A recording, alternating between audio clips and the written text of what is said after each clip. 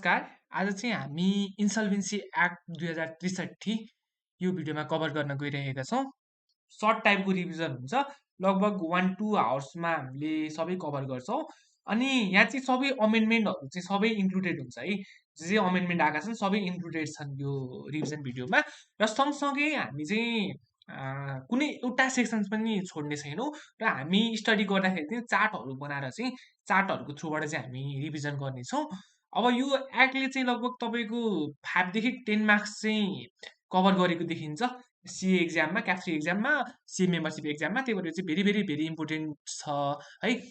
Easy to scoring पनि छ। ल सुरु गरौँ है त।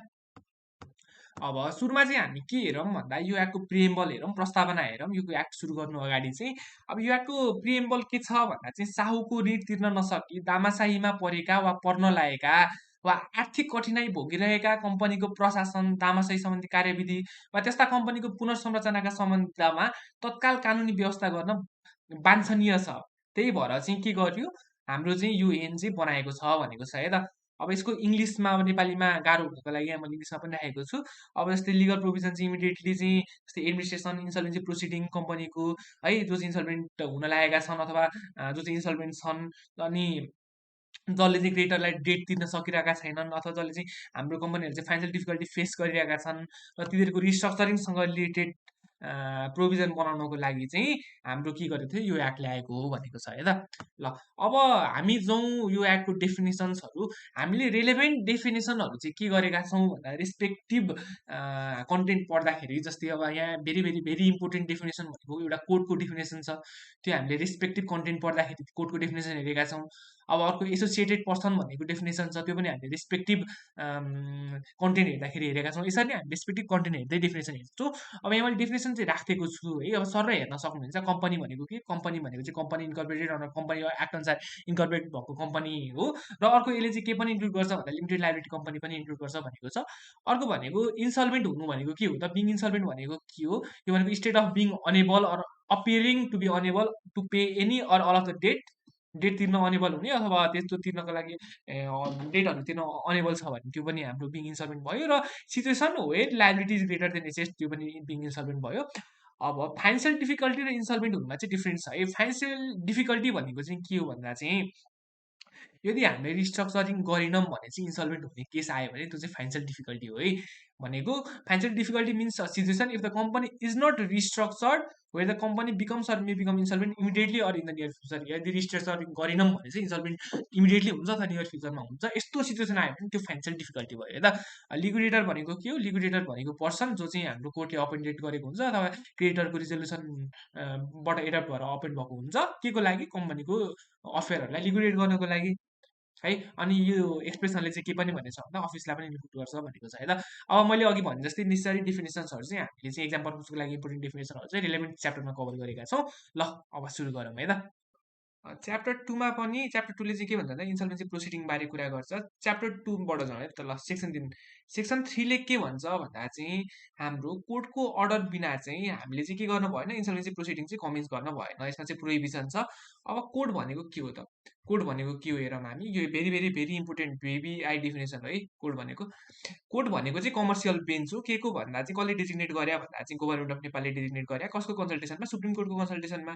केमा नोटिफिकेसन दिएर, नेपाल ग्याजेटमा नोटिफिकेसन दिएर है। यो डेफिनेसन याद गर्नु पर्यो, भेरी भेरी भेरी इम्पोर्टेन्ट छ। अब हामी दफा 4 र दफा 5बाट जाउँ। यो दफा 5मा भनेको कुरा सुरुमा जाउँ। दफा 5ले के भन्छ भन्दा चाहिँ क्रेडिटरले चाहिँ कम्पनीको रेजिस्टर्ड अफिसमा चाहिँ के सेन्ड गर्न पर्यो, साइन नोटिस सेन्ड गर्न पर्यो। आफैले पनि साइन गरेको हुन सक्यो अथवा अथोराइज पर्सनले साइन गरेको पनि हुन सक्यो। डेट तिर्दै हाम्रो ऋण तिर्दै भनेर चाहिँ रेजिस्टर्ड अफिस अफ कम्पनीमा नोटिस सेन्ड गर्न पर्यो। यो याद गरौँ है, यो दफा 5ले भन्छ। अब दफा 4मा जाउँ। अब यो नोटिस सेन्ड भइसकेपछि र 35 दिन कटेपछि है, नोटिस सेन्ड भइसकेपछि र 35 दिन कटिसकेपछि चाहिँ कोर्टमा अप्लाई गर्न पर्यो इन्सल्भेन्सी प्रोसिडिङको लागि। एभिडेन्स सहित अब कसले अप्लाई गर्ने, कोर्टमा अप्लाई गर्ने त भन्यौँ हामीले। अनि एभिडेन्स सहित पनि एप्लाई गर्ने भन्यौँ। को एप्लाई गर्ने, भेरी भेरी भेरी इम्पोर्टेन्ट है। को एप्लाई गर्ने भन्ने कुरा भेरी भेरी भेरी इम्पोर्टेन्ट। अर्को कुरा भनेको चाहिँ यो एप्लिकेसन इन्सल्भेन्सी प्रोसिडिङको लागि एप्लाई गरिसकेपछि, कोर्टमा एप्लाई गरिसकेपछि चाहिँ यो एप्लिकेसन चाहिँ विथड्र गर्न सकिँदैन। कोर्टले पर्मिट गरेको केस बाहेक विथड्र गर्न सकिँदैन। यो दफा 12ले भन्छ। ल अब कसले एप्लाई गर्न मिल्ने रहेछ हेरौँ है त हामी। कसले एप्लाई गर्न मिल्छ र उनीहरूले एप्लाई गर्दा के डकुमेन्ट्सहरू सँगसँगै राख्न पर्यो, के सँगसँगै एप्लाई गर्न पर्यो त्यो एकदम हेरौँ है त हामी। ल हेरौँ। कसले एप्लाई गर्न मिल्यो भन्दा क्रेडिटर है, टोटल क्रेडिटर मध्ये एटलिस्ट 10% क्रेडिटरले चाहिँ एप्लाई गर्न मिल्यो। अनि एटलिस्ट 5% के भन्दा सेयर होल्डर र डिबेन्चर होल्डर, हाम्रो total share holder, total debenture holder मध्येबाट चाहिँ एटलिस्ट 5% सेयर होल्डर अनि अर्को भनेको एटलिस्ट 5% डिबेन्चर होल्डरले चाहिँ एप्लाई गर्न सक्यो कोर्टमा है। अब यो सेयर होल्डर र डिबेन्चर होल्डरको केसमा चाहिँ एप्लाई गर्नु अगाडि चाहिँ उनीहरूले के अप्रेन गर्नु पर्यो भन्दा चाहिँ कोर्टबाट चाहिँ पर्मिसन अप्रेन गर्न पर्यो है। अनि यदि चाहिँ त्यो सफिसियन्ट लाग्यो कोर्टलाई भने बल्ल चाहिँ कोर्टले चाहिँ के गर्छ भन्दा चाहिँ कोर्टले चाहिँ पर्मिसन दिन्छ फर्दर प्रोसिड गर्नको लागि, र कोर्टले पर्मिट गरिसकेपछि बल्ल अप्लाई गर्न पाए है सेयर होल्डर र डिबेन्चर होल्डरको केसमा चाहिँ। अब अप्लाई गर्दा पनि कोर्टले टर्म्स एन्ड कन्डिसन सब्जेक्टहरू चाहिँ सेट गरेको हुन्छ, त्यही अनुसार अप्लाई गर्नु पर्यो है त। अब कम्पनी आफैले पनि अप्लाई गर्न सक्यो हाम्रो इन्सल्भेन्सी प्रोसिडिङको लागि। अर्को भनेको लिक्विडेटरले अप्लाई गर्न सक्यो, र अर्को भनेको अथोराइज बडी जस्तै ब्याङ्क इन्सुरेन्स केसहरूको केसमा चाहिँ अथोराइज बडी को छ त्यसले पनि अप्लाई गर्न मिल्यो है त। अब के डकुमेन्ट लग्न पर्यो सँगसँगै यो पनि हेरौँ। अब जस्तै हामीले माथि भनेका थियौँ क्रेडिटरको केसमा के डकुमेन्ट सँगसँगै लग्न पर्यो एप्लाई अलोङ विथ क्रेडिटरले चाहिँ हाम्रो प्रिन्सिपल र इन्ट्रेस्ट कति तिर्न बाँकी छ, कति पेएबल छ, क्रेडिटरले कति क्लेम गरेको छ प्रिन्सिपल र इन्ट्रेस्ट, यसको स्टेटमेन्ट दिन पर्यो इन्सल्भेन्सी प्रोसिडिङको लागि अप्लाई गर्दाखेरि। अनि अर्को भनेको चाहिँ त्यो कम्पनीले चाहिँ के रिजनले चाहिँ लोन लिएको थियो, त्यो लोनको पर्पज के हो र कुन दिन लिएको थियो है, डेट अफ बोरिङ र पर्पज अफ त्यो बोरिङ पनि उसले अप्लाई गर्नु पर्यो त्यो एप्लिकेसन अप्लाई गर्दाखेरि। अनि जुन पोइन्ट नम्बर 1 मा भनेको थियौँ नि हामीले प्रिन्सिपल र इन्ट्रेस्ट ड्यूको स्टेटमेन्ट हो, त्यसको डिस्क्रिप्सन पनि दिन पर्यो। के को डिस्क्रिप्सन भन्दा चाहिँ त्यो डेट चाहिँ अहिले नै पेएबल छ, ड्यू छ र इमिडिएटली पेएबल छ है भने त्यो डिस्क्रिप्सन पनि दिन पर्यो। र अर्को भनेको चाहिँ हाम्रो यो कम्पनी चाहिँ इन्सल्भेन्ट हुन लागेको छ भन्ने रिजन के हो, त्यो रिजनमा बिलिभ गर्ने ग्राउन्ड के हो, त्यो पनि सँगसँगै एप्लाई गर्न पर्यो। यो भयो क्रेडिटरको केस है, भेरी भेरी भेरी इम्पोर्टेन्ट, डकुमेन्टहरू पनि याद गर्न पर्यो। अब कम्पनी आफैले अप्लाई गर्यो भने चाहिँ के डकुमेन्ट दिन पर्यो भन्दा चाहिँ हाम्रो बिओडीले सर्टिफाई गरेको इन्सल्भेन्सीको सर्टिफिकेसन, बिओडीको सर्टिफिकेसन दिन पर्यो। अर्को भनेको चाहिँ बिओडीले एडप्ट गरेको स्पेसल रिजोल्युसन पनि सँगसँगै एप्लाई गर्न पर्यो। अर्को भनेको चाहिँ हाम्रो सर्टिफाइड ब्यालेन्स सिट र सर्टिफाइड अडिट रिपोर्ट पनि सँगसँगै अप्लाई गर्न पर्यो। अब लिक्विडेटरको केसमा चाहिँ लिक्विडेटरले के एप्लाई गर्न पर्यो भन्दा चाहिँ लिक्विडेटर अपोइन्टमेन्ट भएको एभिडेन्स एप्लाई गर्न पर्यो, र अर्को भनेको चाहिँ इन्सल्भेन्सीसँग रिलेटेड उसको ओपिनियन के छ लिक्विडेटरको, र त्यसमा बिलिभ गर्ने ग्राउन्ड के छ त, यो सँगसँगै एप्लाई गर्न पर्यो है। अब अथोराइज बडीको केसमा यो वाला पोइन्ट मात्रै पनि भेरी भेरी भेरी इम्पोर्टेन्ट छ। यो सेक्सन 8 मा भनेको कुरा चाहिँ यहाँदेखि तलको कुराहरू चाहिँ जस्तै सेक्सन 8 ले के भन्छ भन्दा चाहिँ यो इन्सल्भेन्सी प्रोसिडिङ जुन दफा 4 पढिरहेको छौँ हामीले, यो चाहिँ हाम्रो चाहिँ यो प्रायर अप्रुभल बिना चाहिँ दिन सक्दैनौँ है। रेगुलेटरी बडीको केसमा चाहिँ यो जस्तै स्पेसल भने नि मैले ब्याङ्क इन्सुरेन्सहरूको केसमा, यस्तो केसमा चाहिँ उनीहरूको रेगुलेटरी बडीको प्रायर अप्रुभल बिना चाहिँ यो दिन मिलेन, इन्सल्भेन्सी प्रोसिडिङ अन्डर सेक्सन 4 को एप्लिकेसन दिन मिलेन। अब यसमा जस्तै ब्याङ्क एन्ड फाइनेन्सियल इन्स्टिट्युसन छ भने एनआरबीको प्रायर अप्रुभल चाहियो, इन्सुरेन्स कम्पनी छ भने नेपाल इन्सुरेन्स अथोरिटीको प्रायर अप्रुभल चाहियो। अनि अर्को भनेको चाहिँ कम्पनी जो चाहिँ हाम्रो चाहिँ कुनै कम्पिटेन्ट बडी अथवा अथोरिटीको चाहिँ प्रायर अप्रुभल बिना चाहिँ भोलिन्टरी लिक्विडेसनमा जान सक्दैन भने त्यस्तो कन्सर्न अथोरिटीको पनि हामीलाई प्रायर अप्रुभल चाहियो हो। अब यो प्रायर अप्रुभल आइसकेपछि हामीले जुन दफा 4 मा यो अप्लाई गर्ने भनेका थियौँ नि इन्सल्भेन्सी प्रोसिडिङको लागि हो, त्यो प्रायर अप्रुभल पनि सँगसँगै अप्लाई गर्न पर्यो है त, यो अथोराइज बडीवाला केसमा। भनेपछि हामीले यो पनि कभर गऱ्यौँ। हामीले दफा 4 कभर गऱ्यौँ, दफा 12 कभर गऱ्यौँ, दफा 5 पनि कभर गऱ्यौँ। अब दफा 4 को यो सानो पार्ट छुटेको छ। अब एप्लिकेसन दिने त भन्यौँ नि हामीले, त्यो एप्लिकेसन दिँदा हरेक एप्लिकेसन सँगसँगै चाहिँ के इन्क्लुड हुन पर्यो भन्दा चाहिँ त्यो एप्लिकेसन दिनुको रिजन के हो, कम्पनीको ब्रिफ फाइनेन्सियल कन्डिसन पनि दिन पर्यो, र इन्सल्भेन्सी प्रुभ गर्ने एभिडेन्स पनि दिन पर्यो है त। Very very very important section हामीले कभर गऱ्यौँ। अब हामी जाउँ दफा 6 मा। दफा 6 ले के भन्छ, अघि मैले माथि भनेको थिएँ नि हामीले दफा 5 अनुसार नोटिस दिने भनेर, दफा 5 अनुसारको नोटिस क्रेडिटरले दिन सक्छन् भनेर हो। अब यदि त्यो नोटिस चाहिँ अनरिजनेबल लाग्यो, त्यो नोटिस अनरिजनेबल लाग्यो अथवा चाहिँ अरू कुनै रिजन छ जसको रिजनले गर्दाखेरि चाहिँ डेट इमिडिएटली पेएबल छैन अथवा डेट इमिडिएटली पे गरेको छैन, अरू कुनै रिजन छ भने यस्तो केसमा चाहिँ कम्पनीले कोर्टमा अप्लाई गर्न सक्छ 35 दिनभित्र है। त्यो नोटिस प्राप्त गरेको 35 दिनभित्र चाहिँ कम्पनीले चाहिँ कोर्टमा अप्लाई गर्न सक्छ। के को लागि भन्दा चाहिँ त्यो नोटिसलाई चाहिँ भोइड गर कम्पनी, भोइड गरिदिए कोर्ट भनेर चाहिँ कम्पनीले कोर्टमा अप्लाई गर्न सक्छ है। अब कोर्टले चाहिँ क्रेडिटरलाई समन गर्छ, 7 दिनभित्र चाहिँ आइज है क्रेडिटर भनेर कोर्टले समन गर्छ। अब कोर्टले त्यसपछि डिसाइड गर्छ के, कोर्टले डिसाइड गर्छ त्यो नोटिसलाई चाहिँ भोइड गर्ने कि नगर्ने भनेर चाहिँ क्रेडिटर आएको 7 दिनभित्र है, क्रेडिटर आएको 7 दिनभित्र अथवा जुन हाम्रो प्रिस्क्राइब गरेको टाइम एक्सपायर भएको 7 दिनभित्र है, त्यो कोर्टले चाहिँ डिसाइड गर्छ नोटिस भोइड गर्ने कि नगर्ने भनेर। अब कोर्टले डिसाइड गर्यो नोटिस भोइड नगर्ने भनेर डिसाइड गर्यो भने चाहिँ कम्पनीले चाहिँ त्यस्तो चाहिँ 35 दिनभित्र पे गर्न पर्यो है डेट। यो very very very important point हो, याद गरौँ। कोर्टले चाहिँ डिसाइड गर्यो त्यो नोटिस भोइड नगर्ने भन्ने डिसाइड गर्यो भने कम्पनीले 35 दिनभित्र डेट पे गर्न पर्यो। यदि यो डेट चाहिँ कम्पनीले पे गरेन भने चाहिँ कम्पनी चाहिँ डिम्ड इन्सल्भेन्ट हुन्छ। यो चाहिँ दफा 7 को 1 को पीले भन्छ है, भेरी भेरी भेरी इम्पोर्टेन्ट हो, यो याद गर्नु पर्यो। 35 दिनभित्र चाहिँ कम्पनीले तिरेन भने है, नोटिस भोइड गरेन कोर्टले अनि 35 दिनभित्र तिरेन भने यो चाहिँ कम्पनी चाहिँ इन्सल्भेन्ट हुन्छ, डिम्ड इन्सल्भेन्ट हुन्छ है त। अब यदि कोर्टले चाहिँ नोटिस भोइड गर्यो भने चाहिँ त्योसँग रिलेटेड कुनै पनि नयाँ नोटिस अथवा इन्सल्भेन्सीको एप्लिकेसन चाहिँ त्यो सेम म्याटरमा चाहिँ दिन पाएन है त कसैले पनि। त्यो नयाँ नोटिस पनि दिन पाएन, त्योसँग रिलेटेड इन्सल्भेन्सी एप्लिकेसन पनि दिन पाएन है, सेम म्याटर रिलेटेड। कस्तो कस्तो केसमा चाहिँ यो भोइड गर्न सक्छ त, भोइड गर्ने कन्डिसनहरू हेरौँ। यदि चाहिँ त्यो डेटसँग रिलेटेड चाहिँ डिस्प्युट छ अथवा चाहिँ त्यो डेट चाहिँ इमिडिएटली पेबल छैन भने यस्तो यस्तो केसमा चाहिँ कोर्टले चाहिँ नोटिस भोइड गर्न सक्ने भयो।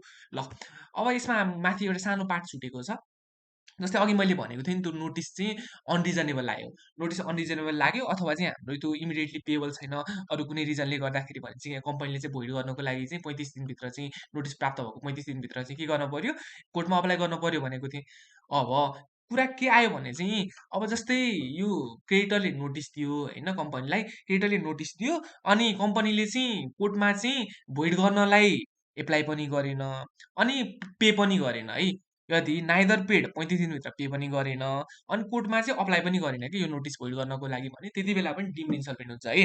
अघि तलको केस चाहिँ अप्लाई गरेर हाम्रो कम्पनीले चाहिँ कोर्टले चाहिँ भोइड नोटिस भोइड गरेन अनि तिर भन्यो 35 दिनभित्र, त्यति बेला पनि तिरेन भने इन्सल्भेन्ट भयो। अर्को यो केस भनेको चाहिँ हाम्रो नोटिस भोइड गर्नलाई नै गरेन के, नोटिस भोइड गर्नलाई नै अप्लाई गरेन अथवा चाहिँ नोटिस दिन साथ पे नै गरेन के। जुन नोटिस भनेको चाहिँ यो माथि जुन दफा 5 को नोटिस छ नि, यो नोटिस दिएको 35 दिनभित्र पे पनि गरेन अनि भोइड गर्नको लागि एप्लाई पनि गरेन भने त्यति बेला पनि डिम्ड इन्सल्भेन्ट हुन्छ है। भेरी भेरी भेरी इम्पोर्टेन्ट यो दुईटा पोइन्ट याद गर्न पर्यो। दफा 7 भेरी भेरी भेरी इम्पोर्टेन्ट, दफा 7 पनि कुन कुन केसमा डिम्ड इन्सल्भेन्ट हुन्छ कम्पनी है, कम्पनी चाहिँ कुन कुन केसमा डिम्ड इन्सल्भेन्ट हुन्छ। यो दुईटा पोइन्ट त माथि नै कभर गरिसक्यौँ हामीले है। कुन कुन पोइन्ट माथि कभर गरिसक्यौँ याद होला, एउटा भनेको नट भोइड गर्यो र डेट पे गर भन्यो र 35 दिनभित्र पनि डेट पे गरेन भने डिम्ड इन्सल्भेन्ट भयो।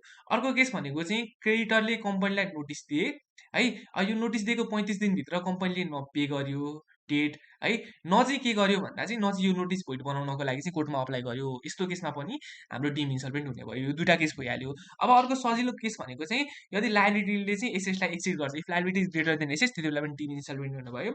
अथवा चाहिँ कम्पनीले इन्सल्भेन्सी एडमिट गर्यो भने त्यति बेला पनि डिम्ड इन्सल्भेन्सी हुने भयो कम्पनी। अनि अर्को भनेको चाहिँ सेयर होल्डरले अथवा बोर्डले चाहिँ रिजोल्युसन पास गर्यो कि कम्पनीलाई चाहिँ इन्सल्भेन्सी डिक्लेयर गरेर रिजोल्युसन पास गर्यो भने त्यति बेला पनि डिम्ड इन्सल्भेन्ट हुने भयो त। अब दफा 9 मा जो दफा 9 ले के भन्छ भने चाहिँ जुन दफा 4 अनुसार हामीले एप्लिकेसन दिएको थियौँ नि इन्सल्भेन्सी प्रोसिडिङको लागि, त्यसमा कोर्टले के एक्सन गर्न सक्छ त भनेर हेरौँ। कोर्टले चाहिँ सुरुमा चाहिँ एप्लिकेसनलाई रेजिस्टर गर्छ, त्यसपछि चाहिँ एउटा डेट अफ हियरिङ चाहिँ अपोइन्ट गर्छ है कोर्टले। जो 15 दिनभित्र चाहिँ हाम्रो चाहिँ हियरिङ चाहिँ हुन पर्यो भनेर चाहिँ एउटा डेट अफ हियरिङ अपोइन्ट गर्छ कोर्टले। अब एप्लिकेसन चाहिँ कम्पनी आफैले गरेन भने जस्तै कम्पनी बाई वरले पनि गर्न सक्छ, दफा 4 अनुसार एप्लिकेसन भनेको थियौँ नि। यदि कम्पनी आफैले एप्लिकेसन गरेको छैन भने चाहिँ कोर्टले चाहिँ नोटिस इस्यु गर्छ कि कम्पनीलाई चाहिँ तेरो रिटर्न अब्जेक्सनहरू चाहिँ सबमिट गर, 7 दिनभित्र चाहिँ तेरो रिटर्न अब्जेक्सनहरू चाहिँ सबमिट गर्यो भनेर चाहिँ कोर्टले एप्लिकेसन दिन सक्छ। अब यदि नेसेसरी लाग्यो भने चाहिँ कोर्टले त्यो कन्सर्न रेगुलेटर दफा 8 मा भनेको थियौँ नि रेगुलेटरहरू ब्याङ्कको केसमा, इन्सुरेन्सको केसमा, अदर कम्पनीहरूको केसमा हो त्यस्तो रेगुलेटरहरूबाट पनि उसले चाहिँ के लिन सक्छ भन्दाखेरि चाहिँ राय सुझावहरू चाहिँ लिन सक्छ है। त्यसले यो कम्पनीलाई चाहिँ किन हामीले चाहिँ इन्सल्भेन्सी इन्स्टिट्युट गर्ने अथवा नगर्ने त्यसको राय सुझाव पनि लिन सक्छ prior to date of hearing है। हियरिङ गर्नुभन्दा अगाडि राय सुझाव लिन सक्छ र नोटिस पनि पब्लिस गर्छ। नेसनल लेभल डेली न्युज पेपरमा एटलिस्ट 2 पटक नोटिस पनि पब्लिस गर्नु पर्यो कोर्टले यो चाहिँ। अनि अर्को भनेको चाहिँ स्टक एक्सचेन्जलाई इन्फर्म पनि गर्नु पर्यो यदि चाहिँ लिस्टेड छ भने है। अब यो चाहिँ यो सबै किन गर्ने भन्दा चाहिँ सेयर होल्डर नोटिसहरू किन पब्लिस गर्ने, सेयर होल्डर क्रेडिटर र अदर कन्सर्न पर्सनहरू चाहिँ इन्फर्म हुनु भनेर चाहिँ यो नोटिस पब्लिस गर्ने हो। अब एनी अदर पर्सन अथवा यो कम्पनी जसले चाहिँ यो नोटिस रिसिभ गरेको छ नि माथिको त्यसले चाहिँ रिटर्न रिजन सहित चाहिँ सबमिट गर्न पर्यो है त। उनीहरूले चाहिँ रिटर्न रिजनहरू चाहिँ कोर्टले प्रिस्क्राइब गरेको टाइमभित्र चाहिँ सबमिट गरिसक्नु पर्यो। यो माथिको जो पर्सनहरूले चाहिँ कम्पनीहरूले चाहिँ नोटिस रिसिभ गरेका छन् उनीहरूले चाहिँ सबमिट गर्नु पर्यो है त। अब दफा 10 मा जाउँ। दफा 10 ले के भन्छ भन्दा हाम्रो हियरिङको केसमा डिसिजनहरू चाहिँ के मेड हुन सक्छ त, कोर्टले के डिसिजन दिन सक्छ त भन्ने हो। अब सबसे सुरुमा त के भनेको छ भन्दा चाहिँ कोर्टले चाहिँ हियरिङ चाहिँ डिले बिना नै कन्टिन्यू गर्नुपर्छ है। यो केस फाइनल्ली यो केस चाहिँ फाइनल नहुन्जेलसम्म, डिसाइड नहुन्जेलसम्म चाहिँ हियरिङ कन्टिन्यू गरिराख्नुपर्छ डिले बिना। यदि हाम्रो चाहिँ सेम डेमा चाहिँ हियरिङ कन्टिन्यू हुन सकेन टाइम लिमिटेसनको रिजनले भने चाहिँ नेक्स्ट वर्किङ डेजमा चाहिँ कोर्टले चाहिँ हियरिङ कन्टिन्यू गर्नुपर्छ भनेको छ।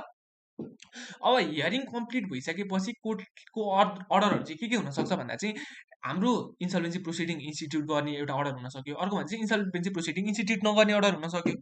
अब यो अर्डर लिनको लागि चाहिँ कोर्टले के गर्नुपर्छ भने चाहिँ एउटा इन्सल्भेन्सी प्रोफेसनल लाई चाहिँ एउटा इन्सल्भेन्सी अफिसरको रूपमा चाहिँ अपोइन्ट गर्नुपर्छ इन्सल्भेन्सी रिलेटेड इन्क्वायरीहरू गर्नको लागि चाहिँ। मैले यहाँ पुलिसको एउटा इमोजी राखेको छु, अलि याद गरिराखौँ है त। हामीले चाहिँ के गर्नु पर्यो, कोर्टले सरी हामीले होइन कोर्टले अर्डर दिन पर्यो एउटा चाहिँ इन्सल्भेन्सी प्रोफेसनललाई चाहिँ इन्क्वायरी अफिसरको रूपमा चाहिँ अपोइन्ट गर्नको लागि अर्डर गर्नु पर्यो। इन्क्वायरी अफिसरले के गर्छ, इन्क्वायरी गर्छ इन्सल्भेन्सी रिलेटेड है। अनि यसैको आधारमा चाहिँ कोर्टले के गर्छ भन्दा चाहिँ इन्सल्भेन्सी प्रोसिडिङ इन्स्टिट्युट गर्ने अथवा नगर्ने चाहिँ यसले चाहिँ डिसिजन दिन सक्छ। अब यदि इन्सल्भेन्सी प्रोसिडिङ इन्स्टिट्युट गर्ने डिसिजन कोर्टले दियो भने चाहिँ सर्टेन ट्रान्जेक्सनहरू चाहिँ इप्सो फ्याक्टर सस्पेन्डेड हुन्छन् है। यो पनि भेरी भेरी भेरी इम्पोर्टेन्ट कुरा छ। दफा 19 मा पढ्छौँ, यो च्याप्टर 3 मा पढ्छौँ हामी। भेरी भेरी भेरी इम्पोर्टेन्ट छ है त।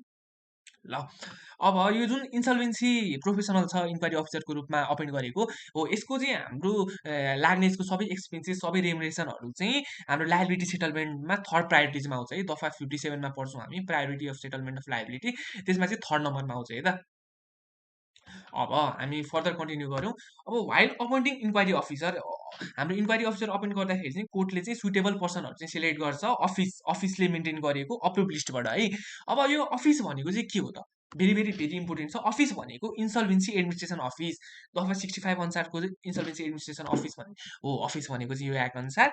अब यो इन्सल्भेन्सी एडमिनिस्ट्रेसन अफिस चाहिँ कसले इस्टाब्लिस गर्छ भन्दा गभर्मेन्ट अफ नेपालले इस्टाब्लिस गर्छ। यो चाहिँ नेपाल ग्याजेटमा नोटिस पब्लिस गरेर। अब यो अफिस इस्टाब्लिस नहुन्जेलसम्म चाहिँ गभर्मेन्टले चाहिँ के गर्न सक्छ भन्दा चाहिँ कुनै एक्जिस्टिङ अफिसलाई चाहिँ यसको फङ्सनहरू चाहिँ पर्फर्म गरे भनेर चाहिँ असाइन गर्न सक्छ।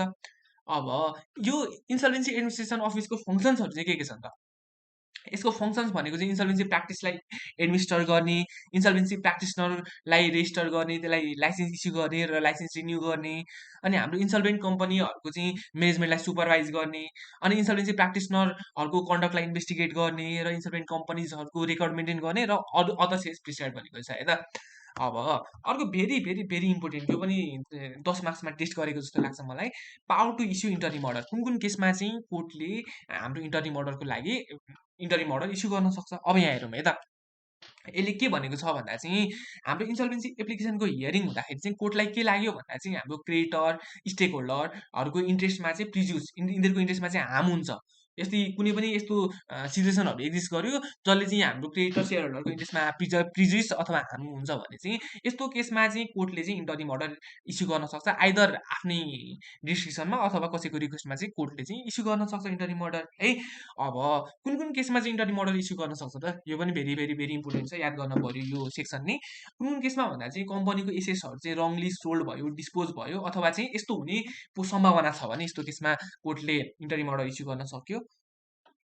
अनि अर्को भनेको चाहिँ हाम्रो चाहिँ कम्पनीको म्यानेजमेन्ट चाहिँ प्रोपरली क्यारी आउट भएको छैन भने यस्तो केसमा पनि इस्यु गर्न सक्यो। र अर्को भनेको चाहिँ लिगल एक्सन चाहिँ लाग्यो अरे के, legal action is going to be institute, हाम्रो लिगल एक्सन लाग्न लागेको छ अथवा चाहिँ इन्फोर्स हुन लागेको छ लिगल एक्सन, अथवा चाहिँ यस्तो हुने पोसिबिलिटीहरू एक्जिस्ट गर्छ भने। अब लिगल एक्सन कस्तो लिगल एक्सन त भन्दा चाहिँ कम्पनीको एसेट्सलाई चाहिँ प्रिज्युस गर्ने है। यो भनेको चाहिँ कम्पनीको एसेट्सलाई हार्म गर्ने कुनै पनि लिगल एक्सन इन्स्टिट्युट हुन लागेको छ, इन्फोर्स हुन लागेको छ, अथवा यस्तो हुने पोसिबिलिटी छ भने यस्तो केसमा पनि कोर्टले इन्टरिम अर्डर दिन सक्यो। अब इन्टरिम अर्डर दिइसकेपछि कोर्टले चाहिँ इन्टरिम अर्डर इस्यु गर्दाखेरि चाहिँ कोर्टले सर्टेन ट्रान्जेक्सन अथवा यहाँ तल दिएमध्ये कुनै अथवा सबै ट्रान्जेक्सनहरू चाहिँ ट्रान्जेक्सन एक्टहरू चाहिँ के गर्न सक्छ, कोर्टले रिस्ट्रेन गर्न सक्छ। यस्तो ट्रान्जेक्सन एक्टहरूलाई चाहिँ रिस्ट्रेन गर्न सक्छ। कस्तो कस्तो एक्टलाई रिस्ट्रेन गर्न सक्ने रहेछ कोर्टले, यो मध्ये कुनै अथवा सबै भनेको छ है।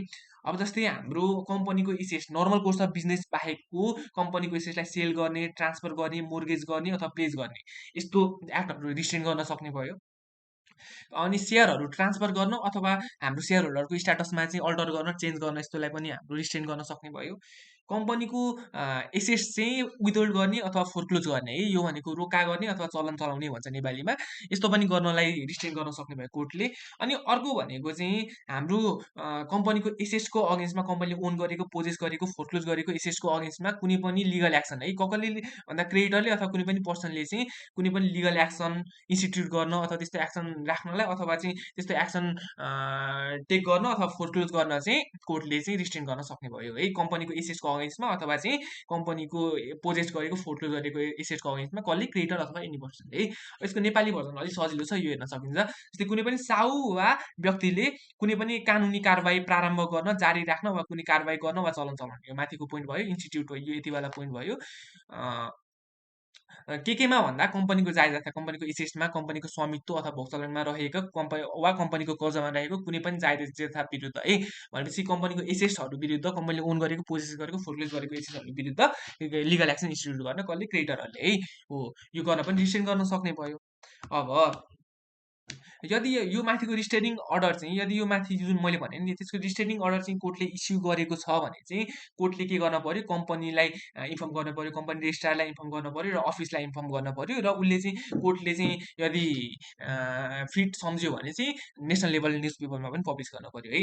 अब यदि कोर्टले चाहिँ नेसेसरी कन्सिडर गर्यो भने चाहिँ कोर्टले के गर्न सक्छ, जुन यो माथि इन्टरिम अर्डर इस्यु गरेको भनेको छु नि, हो इन्टरिम अर्डर इस्यु गरेको कम्पनीहरूको केसमा चाहिँ तिनीहरूको इन्टरिम म्यानेजमेन्टको लागि इन्टरिम अर्डर इस्यु गरेको टाइमको लागि चाहिँ के गर्न सक्छ, एप्रोप्रिएट पर्सनलाई चाहिँ एउटा इन्टरिम एडमिनिस्ट्रेसनको रूपमा चाहिँ के गर्न सक्छ भन्दा अपोइन्ट गर्न सक्छ कोर्टले इन्टरिम अर्डर भएको टाइममा।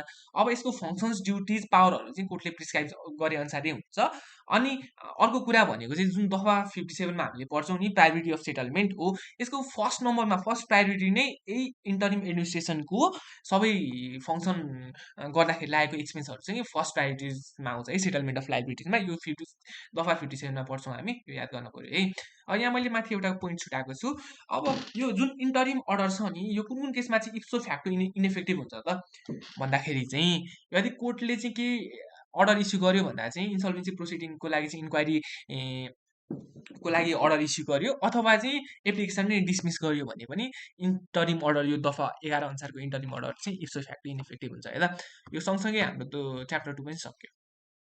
ल आज चाहिँ हामी यो च्याप्टर 3 हेर्छौँ, इन्क्वायरी इन्टु इन्सल्भेन्सी प्रोसिडिङ भन्ने। ल यसको दफा 13ले के भन्छ भन्दा टु इन्क्वायरी इन्टु इन्सल्भेन्सी प्रोसिडिङ। हामीले अस्ति योभन्दा अगाडि जुन सेक्सनमा पढेका थियौँ त्यहाँ के भनेको थियो, इन्क्वायरी अफिसियल एउटा अपोइन्ट गरिन्छ भनेको थियो। हो, त्यो इन्क्वायरी अफिसियलले चाहिँ के गर्न पर्यो भन्दा चाहिँ इन्डिपेन्डेन्टली एक्जामिन गर्न पर्यो है, कम्पनीको फाइनेन्सियल पोजिसन चाहिँ इन्डिपेन्डेन्टली एक्जामिन गर्न पर्यो। के डिसाइड गर्नुको लागि भन्दाखेरि चाहिँ डिसाइड गर्ने एरियाहरू हेऱ्यौँ है त, जसलाई चाहिँ हामीले एरिया अफ इन्क्वायरी भन्छौँ। यो क्वेसनमा सिधै एरिया अफ इन्क्वायरी भनेर सोधिन्छ। के डिसाइड गर्नको लागि भने यदि कम्पनीको फाइनेन्सियल सिचुएसन चाहिँ इम्प्रुभ हुन नसक्ने केस आयो भने के त्यसलाई चाहिँ इमिडिएटली लिक्विडेसन गर्ने कि नगर्ने। अब कम्पनी चाहिँ इन्सल्भेन्ट भएको छ कि छैन, अथवा चाहिँ कम्पनी इन्सल्भेन्ट हुने लाइकली कतिको छ, पोसिबिलिटी कतिको छ। अनि अर्को भनेको चाहिँ हाम्रो रिस्ट्रक्चर प्रोग्रामको थ्रुबाट चाहिँ कम्पनीको रिस्ट्रक्चरिङ गर्न अर्डर दिने हो कि। अनि अर्को भनेको चाहिँ हाम्रो दफा 14मा जुन इन्क्वायरी पिरियड भनेको छ त्यो एक्सटेन्ड गर्न पर्छ के, यो एक्सटेन्ड गर्न पर्ला त भन्ने। यो चाहिँ हाम्रो एरिया अफ इन्क्वायरी भयो है त, यो चारवटा चाहिँ एरिया अफ इन्क्वायरी भयो। केमा इन्क्वायरी गर्नुपर्छ, इन्क्वायरी अफिसियल्ली इन्डिपेन्डेन्टली के एक्जामिन गर्नुपर्छ भन्दा यो चारवटा कुरा एक्जामिन गर्न पर्यो। अब इन्क्वायरी अफिसियलले चाहिँ त्यसपछि के गर्न पर्यो भन्दा चाहिँ कोर्टमा रिपोर्ट सबमिट गर्न पर्यो है, कोर्टले फिक्स गरेको टाइममा कोर्टमा रिपोर्ट सबमिट गर्न पर्यो। अलङ विथ के दिन पर्यो, अब क्रेडिटरको मिटिङमा चाहिँ केही रिजोल्युसन एडप्ट भएको छ भने त्यो पनि दिन पर्यो, कम्पनीको रिपोर्ट दिन पर्यो, र हाम्रो इन्क्वायरी अफिसियलले गरेको इभ्यालुएसन र रिकमेन्डेसन पनि सँगसँगै दिनु पर्यो है त कोर्टलाई। अघि मैले यहाँ दफा 14को एउटा पोइन्ट भनेको थिएँ, इन्क्वायरी अफिसियल ले चाहिँ इन्क्वायरी पिरियड चाहिँ एक्सटेन्ड गर्ने कि नगर्ने भनेर। अब दफा 14मा के भनेको छ भन्दा चाहिँ यदि इन्क्वायरी अफिसियलले चाहिँ हाम्रो जुन फाइनेन्सियल इन्क्वायरी भनेको छ नि त्यो गिभन टाइममा चाहिँ कम्प्लिट गर्न सकेन भने चाहिँ कोर्टले चाहिँ के अरे टाइम एक्सटेन्ड गर्न सक्छ है इन्क्वायरी पिरियडको, तर भेलिड रिजन चाहिँ देखाउनु पर्यो। अब पिरियड एक्सटेन्ड भयो भने कन्सर्न कम्पनीलाई पनि इन्फर्म गर्नुपर्छ भनेको छ। यो चाहिँ दफा 14ले भनेको कुरा भयो। अब दफा 15मा जाउँ। दफा 15मा एकदम इम्पोर्टेन्ट पनि छ यो दफा।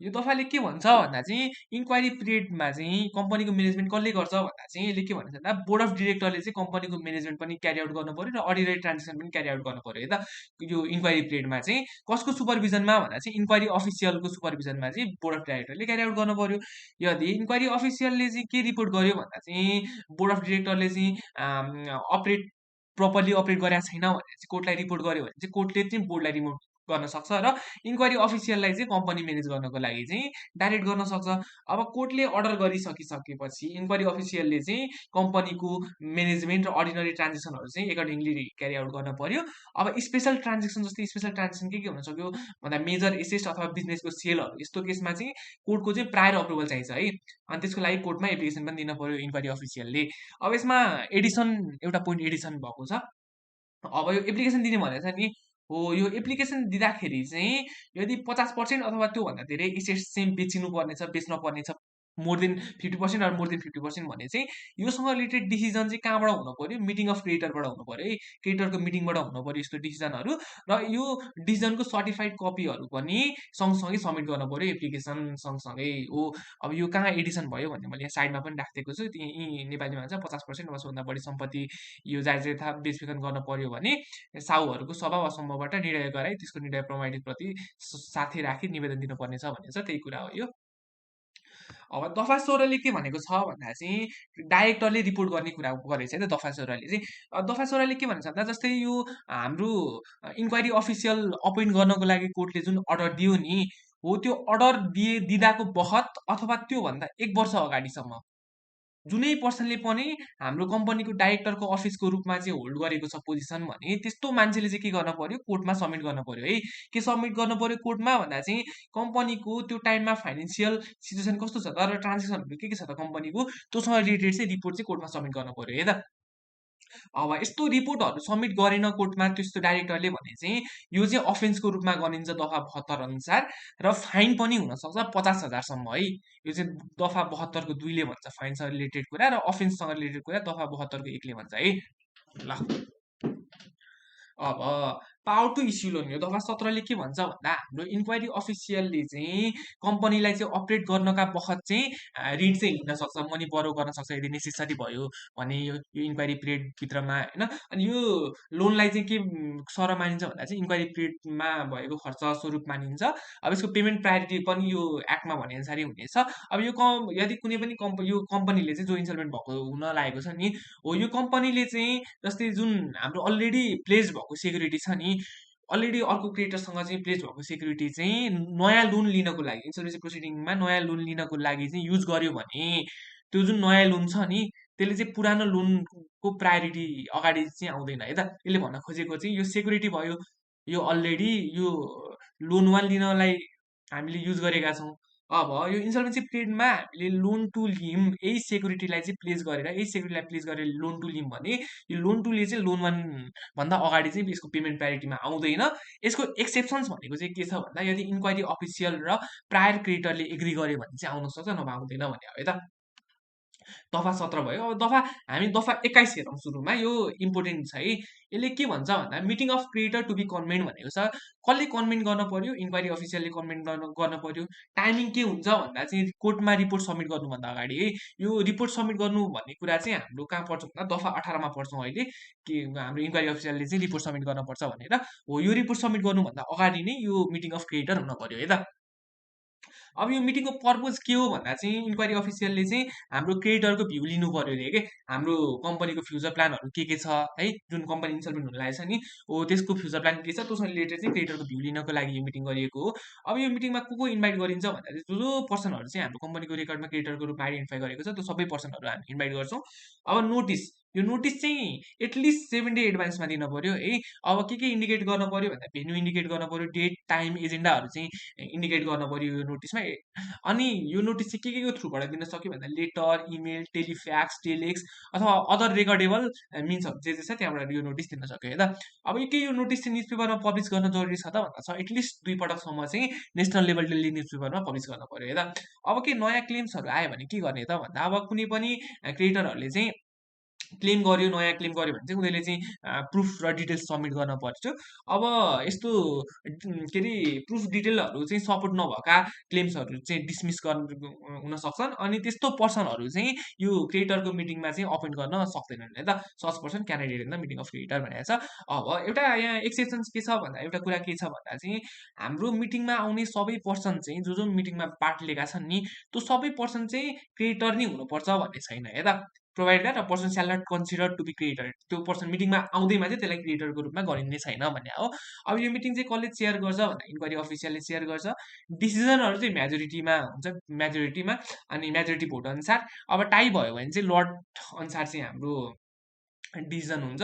भोटिङ राइट चाहिँ प्रोपोर्सनेट हुन्छ है त क्लेमकोमा। क्लेम अनुसार चाहिँ भोटिङ राइट प्रोपोर्सनल हुन्छ। अब कम्पनीको डाइरेक्टर अफिसरहरू चाहिँ मिटिङमा चाहिँ एटेन्ड चाहिँ गर्न सक्यो इन्क्वायरी अफिसियलले इन्भाइट गर्यो भने, तर भोट चाहिँ गर्न सक्दैन नि त। यो इम्पोर्टेन्ट कुरा छ, कहिलेकाहीँ यस्ताबाट क्वेसन सोधिन सक्छ है त। कम्पनीको डाइरेक्टर अफिसर चाहिँ जान चाहिँ सक्यो तर भोट चाहिँ गर्न सकेन। अब यो डिसिजनलाई चाहिँ के कोर्टमा च्यालेन्ज गर्न सकिन्छ त यो मिटिङबाट भएको डिसिजनलाई भन्दा decision of meeting cannot be challenge in court. कोर्टमा च्यालेन्ज गर्न सकिँदैन अनलेस अब त्यो हाम्रो त्यो पर्सनलाई चाहिँ इन्जस्टिस भयो भने रिजन र ग्राउन्ड सहित एप्लाई गर्यो भने तब चाहिँ च्यालेन्ज गर्न सकियो है त। ल हामीले यो पनि क्लियर गऱ्यौँ मिटिङ पनि। अब दफा 18मा जाउँ, इन्क्वायरी अफिसियलले रिपोर्ट सबमिट गर्नुपर्छ भने हामीले सुरुमा मिटिङ गऱ्यौँ, त्यसपछि मिटिङ भइसकेपछि अनि रिपोर्ट सबमिट गर्छौँ है त। अब इन्क्वायरी अफिसियलले चाहिँ हाम्रो त्यो कम्पनीको चाहिँ फाइनेन्सियल र बिजनेस सिचुएसनमा इन्क्वायरी गर्नु पर्यो होइन, त्यो इन्सल्भेन्ट हुन लागेको कम्पनीमा। अनि एउटा रिपोर्ट तयार गरेर कोर्टमा सबमिट गर्नु पर्यो त्यो इन्क्वायरी पिरियडभित्र। अब इन्क्वायरी अफिसियलले चाहिँ के पनि हाम्रो डिटर्माइन गर्न पर्यो भन्दा चाहिँ जुन माथि एरिया अफ इन्क्वायरी भनेको थियौँ नि हामीले, जुन चाडा पढाएको थियौँ नि, हो त्यहाँमध्ये चाहिँ कुनै एउटा म्याटर चाहिँ डिटर्माइन गर्न पर्यो र त्यसमा रेकमेन्डेसन रिपोर्ट पनि तयार गर्न पर्यो है त। अब त्यो रेकमेन्डेसन कस्तो भन्दा त्यो हाम्रो त्यो म्याटर डिटर्माइन गर्नमा चाहिँ उसको रिजन के हो, ग्राउन्ड्स के हो, त्यो त्यस्तो डिटर्माइन गर्नको लागि भनेर चाहिँ त्यो एउटा रिपोर्ट तयार गर्न पर्यो। र त्यो रिपोर्टमा के कन्टेन्ट हुन पर्यो भन्दा चाहिँ एउटा हाम्रो कम्पनीको एक्चुअल फाइनेन्सियल सिचुएसन के छ, इन्क्वायरी अफिसियलले चाहिँ इन्क्वायरी गर्दाखेरि के डिटेल्सहरू अप्टेन गर्यो र उसको ओपिनियन र फाइन्डिङ्सहरू के छ, हो यो चाहिँ हाम्रो रिपोर्टमा आउनु पर्यो। अब अब यसले के भन्ने छ भन्दा यो जुन माथिको कोर्टलाई भन्नेवाला कुरा छ नि, हामीले कोर्टलाई चाहिँ एउटा रिपोर्ट सबमिट गर्नुपर्छ भनेर हो। यस्तो रिपोर्टको कपी चाहिँ कसलाई पनि सेन्ड गर्न पर्यो भन्दा त्यो कन्सर्न कम्पनीलाई पनि सेन्ड गर्न पर्यो र अफिसलाई पनि सेन्ड गर्न पर्यो। अफिस भनेको के हो हामीले हेरिसकेका छौँ दफा 65 अनुसारको। अनि त्यो कन्सर्न कम्पनी र अफिसले चाहिँ एरेन्जमेन्टहरू चाहिँ गर्न पर्यो है त। त्यो रिपोर्टलाई चाहिँ हाम्रो सेयर होल्डर, डाइरेक्टर, क्रिएटर्सहरूले चाहिँ इन्सपेक्ट गर्न चाहेको खण्डमा चाहिँ त्यस्तो चाहिँ अभाइलेबल होस् भन्नेको लागि चाहिँ एरेन्जमेन्ट चाहिँ गर्न पर्यो। अब हामी यता तल कन्टिन्यू गऱ्यौँ। अब यहाँ माथि रेकमेन्डेसन भनेको थियौँ नि, अब यो रेकमेन्डेसन यो माथि अनुसारको रेकमेन्डेसन जुन चाडामध्येको चाहिँ एउटा चाहिँ एरिया अफ इन्क्वायरीको चाडामध्ये एउटाको चाहिँ रेकमेन्डेसन दिन पर्यो एउटा छानेर भनेर चाहिँ। अब त्यो रेकमेन्डेसन सबमिट गर्दाखेरि चाहिँ क्रिएटरको मिटिङमा सबमिट गर्दाखेरि चाहिँ अब त्यो रेकमेन्डेसन चाहिँ मेजोरिटी अफ क्रिएटरले चाहिँ हाम्रो एक्सेप्ट गरे अथवा चाहिँ गरेनन् त्यो पनि मेन्सन गर्नु पर्यो है त रिपोर्टमा। ल हामीले यहाँसम्म कभर गऱ्यौँ है त। अब दफा 22मा जाउँ हामी। दफा 22मा जाउँ। दफा 22ले के भन्छ भन्दा चाहिँ हाम्रो यो माथिको रिपोर्ट जुन छ नि, यो माथिको रिपोर्ट यो 7 दिन, यो रिपोर्ट रिसिभ भएको 7 दिनभित्र चाहिँ यो रिपोर्ट सबमिट इन्क्वायरी अफिसियलले सबमिट गरेको 7 दिनभित्र चाहिँ कोर्टले के गर्न पर्यो, कोर्टले चाहिँ यदि कन्सिडर एप्रोप्रिएट लाग्यो भने चाहिँ यो तल दिएको मध्ये कुनै एउटा अर्डर दिन सक्यो कोर्टले है त। यो माथि इन्क्वायरी अफिसरले रिपोर्ट पठायो, रिपोर्ट रिसिभ गर्यो अनि त्यसको 7 दिनभित्र कोर्टले चाहिँ यो तलको अर्डरहरू दिन सक्यो। के अर्डर दिन सक्यो त भन्दा चाहिँ ल इमिडिएटली लिक्विडेट गर भन्ने अर्डर दिन सक्यो एउटा। अर्को भनेको रिस्ट्रक्चरिङ प्रोग्राम इम्प्लिमेन्ट गर भन्ने अर्डर दिन सक्यो। अब लिक्विडेसन बिना नै पोसिबल भयो भने चाहिँ, यदि पोसिबल छ भने चाहिँ यो इम्प्रुभ गर्न पोसिबल छ लिक्विडेसन बिना नै भने चाहिँ त्यस्तो पिरियडसम्म चाहिँ कोर्टले स्पेसिफाई गरेको पिरियडसम्म चाहिँ स्टिल भनेको लिक्विडेसन नगरी बस्नको लागि चाहिँ अर्डर दिन सक्यो कोर्टले है। अनि अर्को भनेको चाहिँ इन्सल्भेन्सी प्रोसिडिङको पिरियडलाई एक्सटेन्ड गर्नको लागि अर्डर दिन सक्यो कोर्टले। अनि अर्को भनेको दफा 10को 2 अनुसार जुन अर्डर दिएको छ नि, अर्डर टु इन्स्टिट्युट इन्सल्भेन्सी प्रोसिडिङ, यसलाई चाहिँ क्वास गर्न सक्यो है त कोर्टले, यसलाई चाहिँ रद्द गरिदिन सक्यो। भनेपछि यति अर्डर दिन सक्यो कोर्टले चाहिँ है, यो पनि इम्पोर्टेन्ट छ याद गर्न पर्यो।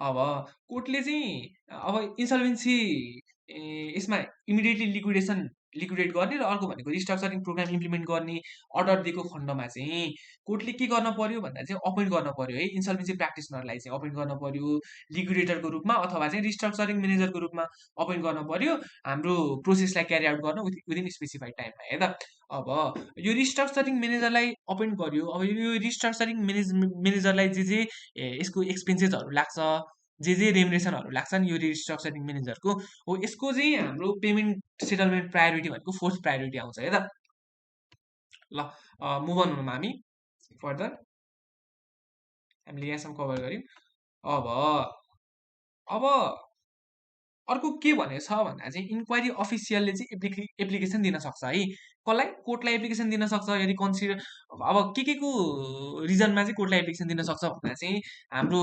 इन्क्वायरीलाई चाहिँ इन गर्न है इन्सल्भेन्सी प्रोसिडिङलाई चाहिँ त्यो इन्क्वायरी पिरियडभन्दा अगाडि नै इन्क्वायरी इन गर्नलाई एप्लिकेसन दिन सक्यो अर्को भनेको चाहिँ मिटिङ अफ क्रेडिटर राख्न पर्यो हाम्रो इन्क्वायरी अफिसरले कन्भे गर्न पर्यो भन्ने रिक्वायरमेन्ट छ नि त्यसलाई वेब गर्नको लागि एप्लिकेसन दिन सक्यो अर्को भनेको चाहिँ कम्पनीलाई लिक्विडेट गर्ने अथवा रिस्ट्रक्चरिङ प्रोग्राम क्यारी आउट गर्ने भन्नको लागि चाहिँ कोर्टमा एप्लिकेसन दिन सक्यो यो तिनटाको लागि है एउटा इन्क्वायरीलाई इन गर्ने पिरियड सकिनुभन्दा अगाडि नै इन्क्वायरी पिरियड सकिनुभन्दा अगाडि नै इन्क्वायरी इन गर्ने अर्को भनेको वेबर के को वेबर भन्दा मिटिङ कन्भेन्ट गर्ने वेबर अर्को भनेको कम्पनीलाई लिक्विडेट अथवा रिस्ट्रक्चर गर्ने यसको लागि एप्लिकेसन दिन सक्यो कोर्टलाई अनि कोर्टले यदि एप्रोप्रिएट कन्सिडर गर्यो भने चाहिँ अर्डर गर्न सक्छ है त्यस्तो गर भनेर अब एडिसनल्ली कोर्टले चाहिँ अब अरू रिजनेबल लाग्यो कि अरू कुराहरू एप्रोप्रिएट लाग्यो भने अरू रिजनेबल अर्डरहरू पनि कोर्टले दिन सक्यो अब इन्क्वायरी अफिसियलले यो तिनवटा कुराको लागि एप्लिकेसन दिन सक्यो कोर्टलाई अब यो तिनवटा कुराको एप्लिकेसन चाहिँ किन दिन्छ त त्यो एप्लिकेसन दिनुको रिजन चाहिँ के हो त यो रिजन हेरौँ है त अब रिजन चाहिँ के हुन सक्यो भन्दाखेरि चाहिँ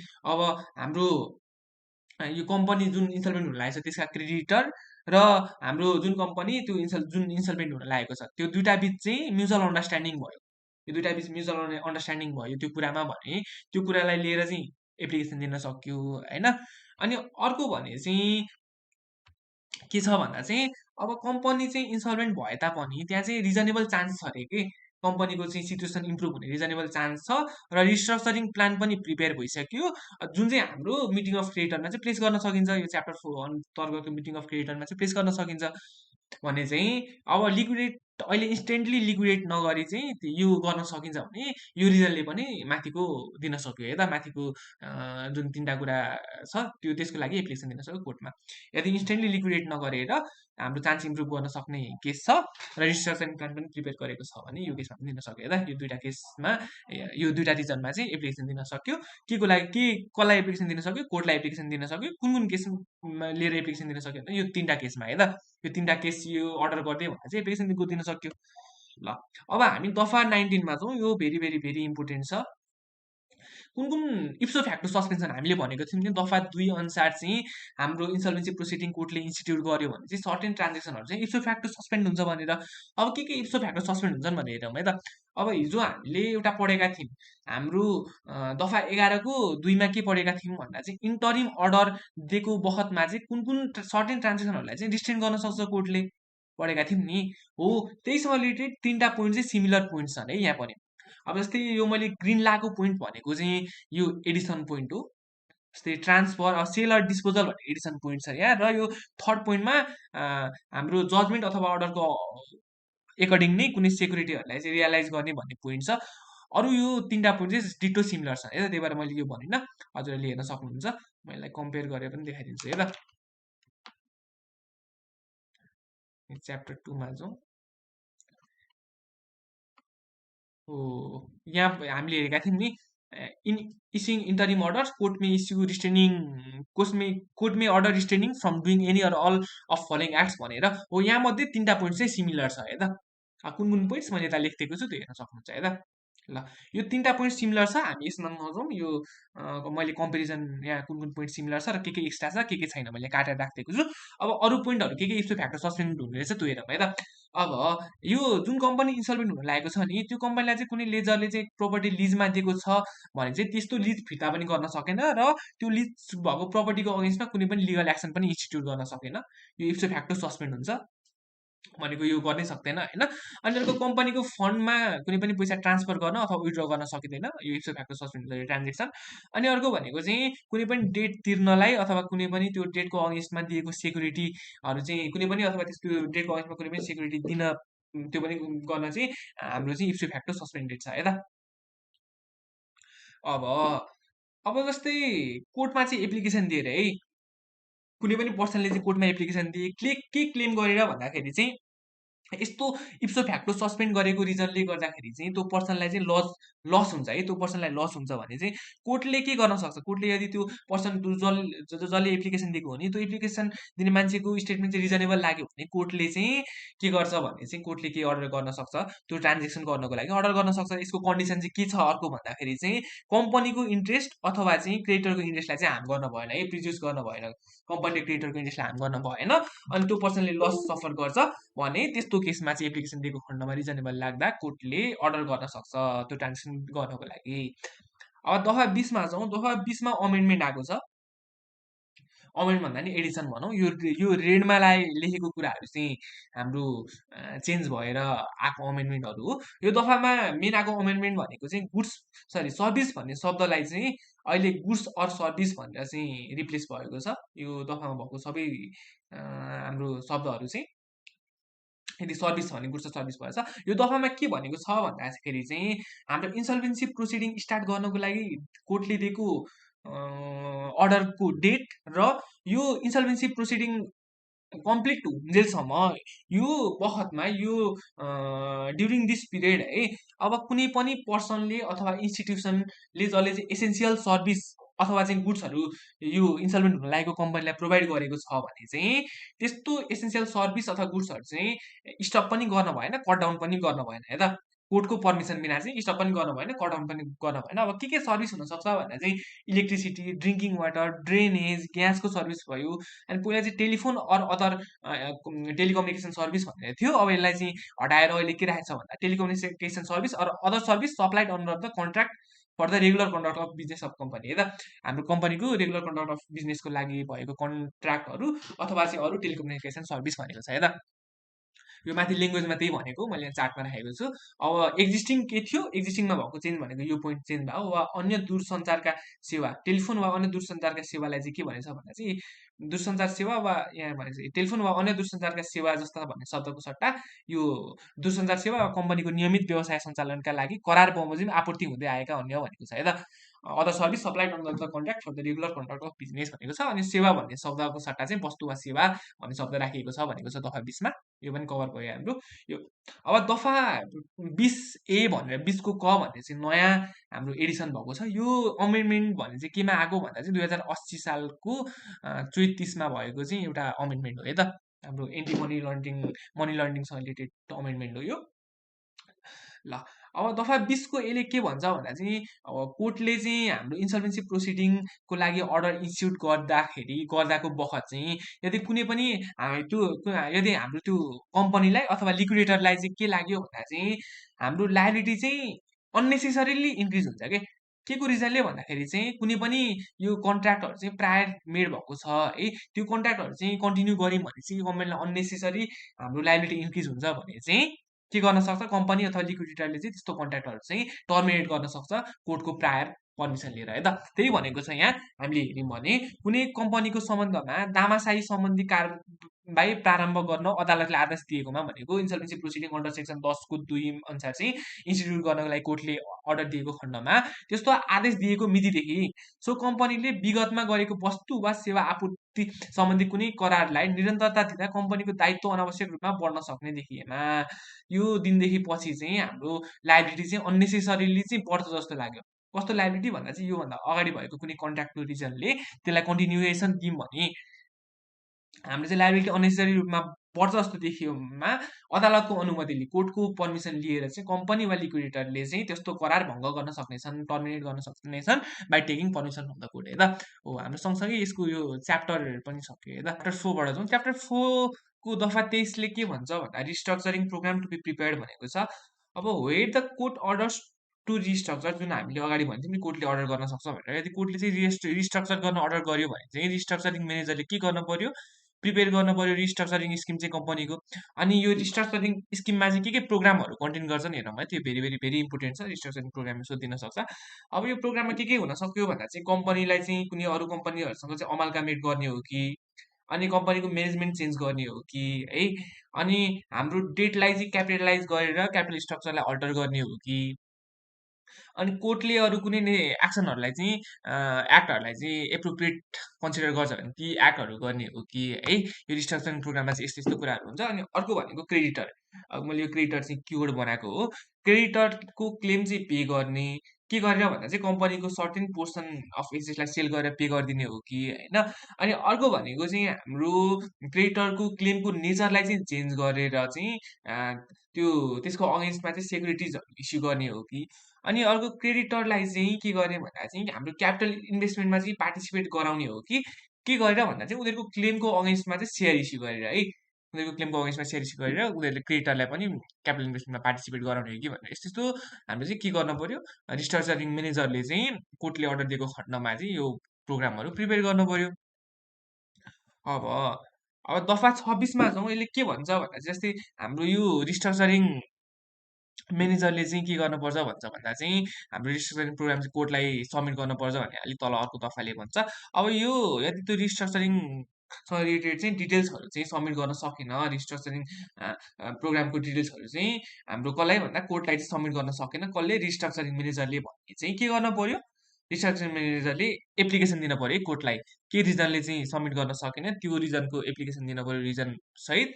अब कोर्टलाई रिजनेबल लाग्यो इन्क्वायरी गर्दा भने चाहिँ कोर्टले चाहिँ रिस्ट्रक्चरिङ गर्न दिएको अर्डरलाई चाहिँ इन्भ्यालिडेट गर्न सक्छ र कम्पनीलाई चाहिँ लिक्विडेट गर्नको लागि चाहिँ अर्डर गर्न सक्छ है त। ल दफा 24मा जाउँ। To call the meeting of creditor. यो चाहिँ हाम्रो च्याप्टर 4 अन्तर्गतको मिटिङ अफ क्रेडिटर हो है त। ल अब यस्तो केसमा नोटिस के छ त भन्दा नोटिस चाहिँ एटलिस्ट विदिन 15 दिनभित्र चाहिँ दिन पर्यो है। रिस्ट्रक्चरिङ म्यानेजरले चाहिँ आफ्नो बिजनेस कमेन्स गरेको 15 दिनभित्र चाहिँ नोटिस दिन पर्यो। के इन्डिकेट गर्दै भन्दा चाहिँ भेन्यू, डेट, टाइम, एजेन्डा, मिटिङको एजेन्डा अब केबाट दिन पर्यो भन्दा लेटरबाट, इमेलबाट, टेलिफ्याक्सबाट, टेलेक्सबाट अथवा अदर कुनै रेकर्डेबल मिन्स छ भने त्यहाँबाट दिन पर्यो है त नोटिस। अब के नोटिस दिन पर्यो र कसलाई दिन पर्यो भन्दा नोटिस सबै क्रेडिटरलाई दिन पर्यो। के रिलेटेड भन्दा चाहिँ उनीहरूको रेस्पेक्टिभ क्लेमहरू चाहिँ रेस्पेक्टिभ प्रुफहरू सहित चाहिँ सबमिट गर है भनेर चाहिँ नोटिस दिनु पर्यो। अब नोटिस के न्युज पेपरमा पब्लिस गर्न जरुरी छ त भन्दा छ, पब्लिस गर्न एकदम जरुरी छ। एटलिस्ट 2 पटक चाहिँ नेसनल लेभल डेली न्युज पेपरमा पब्लिस गर्न पर्यो र वेबसाइटमा पनि राख्न सक्यो है त। अब क्लेम सबमिसन भनेको छ क्रेडिटरले चाहिँ उनीहरूको जुन क्लेम छ नि त्यो चाहिँ सबमिट गर्न पर्यो है त। यो नोटिस पब्लिस भएको 15 दिनभित्र चाहिँ सबमिट गर्न पर्यो एभिडेन्स सहित। अब त्यसपछि भनेको चाहिँ क्लेम रिसिभ भएको 15 दिनभित्र चाहिँ रिस्ट्रक्चरिङ म्यानेजरले के गर्नु पर्यो, मिटिङ अफ क्रेडिटर बोलाउनु पर्यो है त।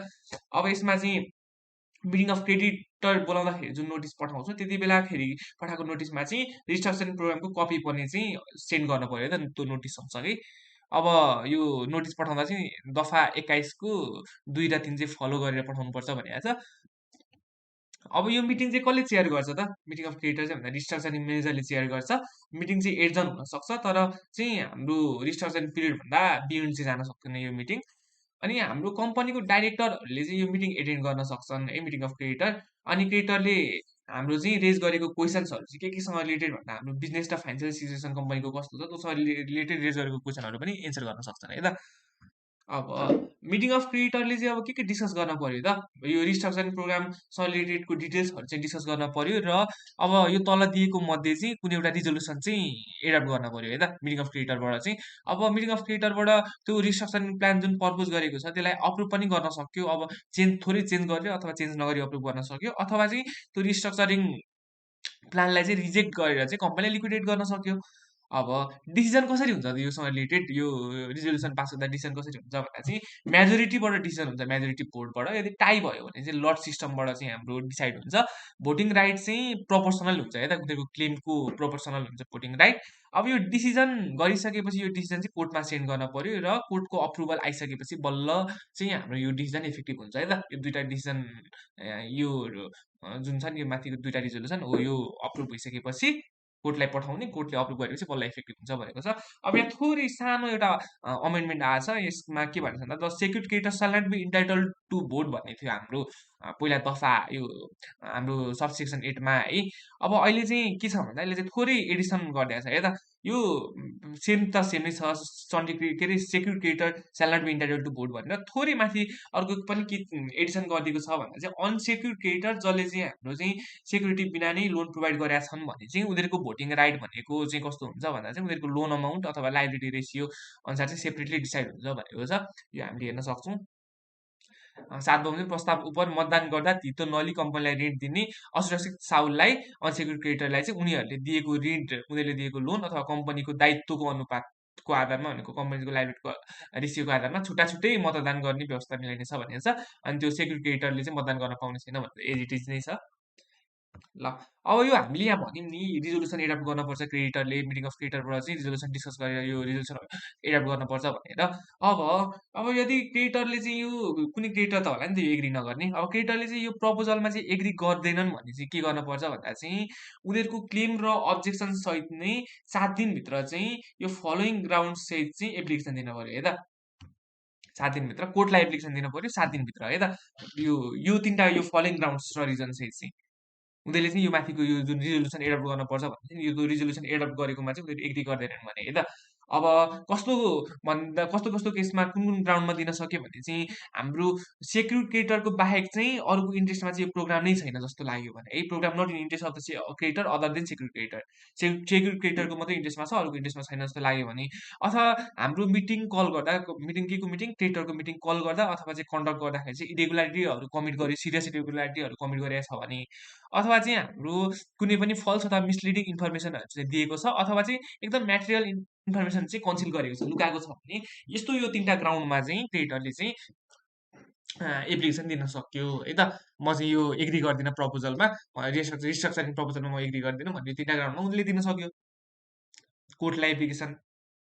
त्यसपछि कोर्टले के गर्छ भन्दा कम्पनी र रिस्ट्रक्चरिङ म्यानेजरलाई चाहिँ रिटर्न स्टेटमेन्ट सबमिट गर्नको लागि चाहिँ 7 दिनको पिरियड दिन्छ है त। 7 दिनको पिरियड दिन्छ रिटर्न तिमीले स्टेटमेन्टहरू सबमिट गर्नु भनेर। अब त्यस्तो रिटर्न स्टेटमेन्टहरू रिसिभ गरिसकेपछि अथवा चाहिँ यो माथि दिएको टाइम लिमिट चाहिँ एक्सपायर भइसकेपछि चाहिँ हाम्रो कोर्टले के गर्छ भन्दा एप्लिकेसन हियर गर्छ। एप्लिकेसन हियर गर्छ र यदि कोर्टले चाहिँ के भेट्यो भन्दा क्रेडिटरको अब्जेक्सन चाहिँ एप्रोप्रिएट भेट्यो एप्रोप्रिएट ठिक लाग्यो कोर्टलाई भने चाहिँ कोर्टले चाहिँ रिस्ट्रक्चरिङ प्रोग्रामलाई इन्भ्यालिडेट गर्न अर्डर गर्छ र इमिडिएटली लिक्विडेट हुनको लागि चाहिँ अर्डर गर्छ है त कोर्टले चाहिँ। अब यस्तो इन्फर्मेसन चाहिँ कसलाई पनि दिनु पर्यो कन्सर्न कम्पनीलाई र रिस्ट्रक्चरिङ म्यानेजरलाई पनि दिनु पर्यो यो अर्डर गरेको चाहिँ यो एकदम इम्पोर्टेन्ट पोइन्ट छ यहाँदेखि यो सेक्सन नै भेरी भेरी भेरी इम्पोर्टेन्ट छ है त। अब दफा 25मा जाउँ। दफा 25ले के भनेको छ भन्दा चाहिँ रिस्ट्रक्चरिङ म्यानेजरले चाहिँ रिपोर्ट सबमिट गर्नुपर्छ।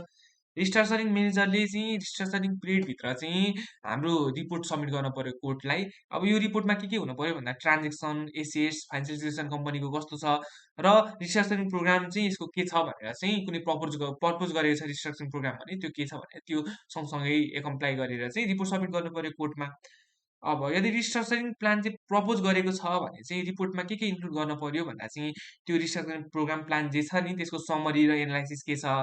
अब यो प्रोग्राम इम्प्लिमेन्ट भयो भने चाहिँ क्रेडिटरमा कस्तो इम्प्याक्ट पर्छ है। अब इमिडिएटली लिक्विडेट गर्नु र यो रिस्ट्रक्चरिङ गर्नुमा चाहिँ क्रेडिटरलाई चाहिँ के हुन्छ त कस्तो क्रेडिटरलाई चाहिँ कस्तो इम्प्याक्ट पर्छ त त्यसको कम्पेरिजन पनि गर्न पर्यो है। अनि अर्को भनेको रिस्ट्रक्चरिङ म्यानेजरको ओपिनियन सँगसँगै रिस्ट्रक्चरिङ म्यानेजरको फाइन्डिङ है।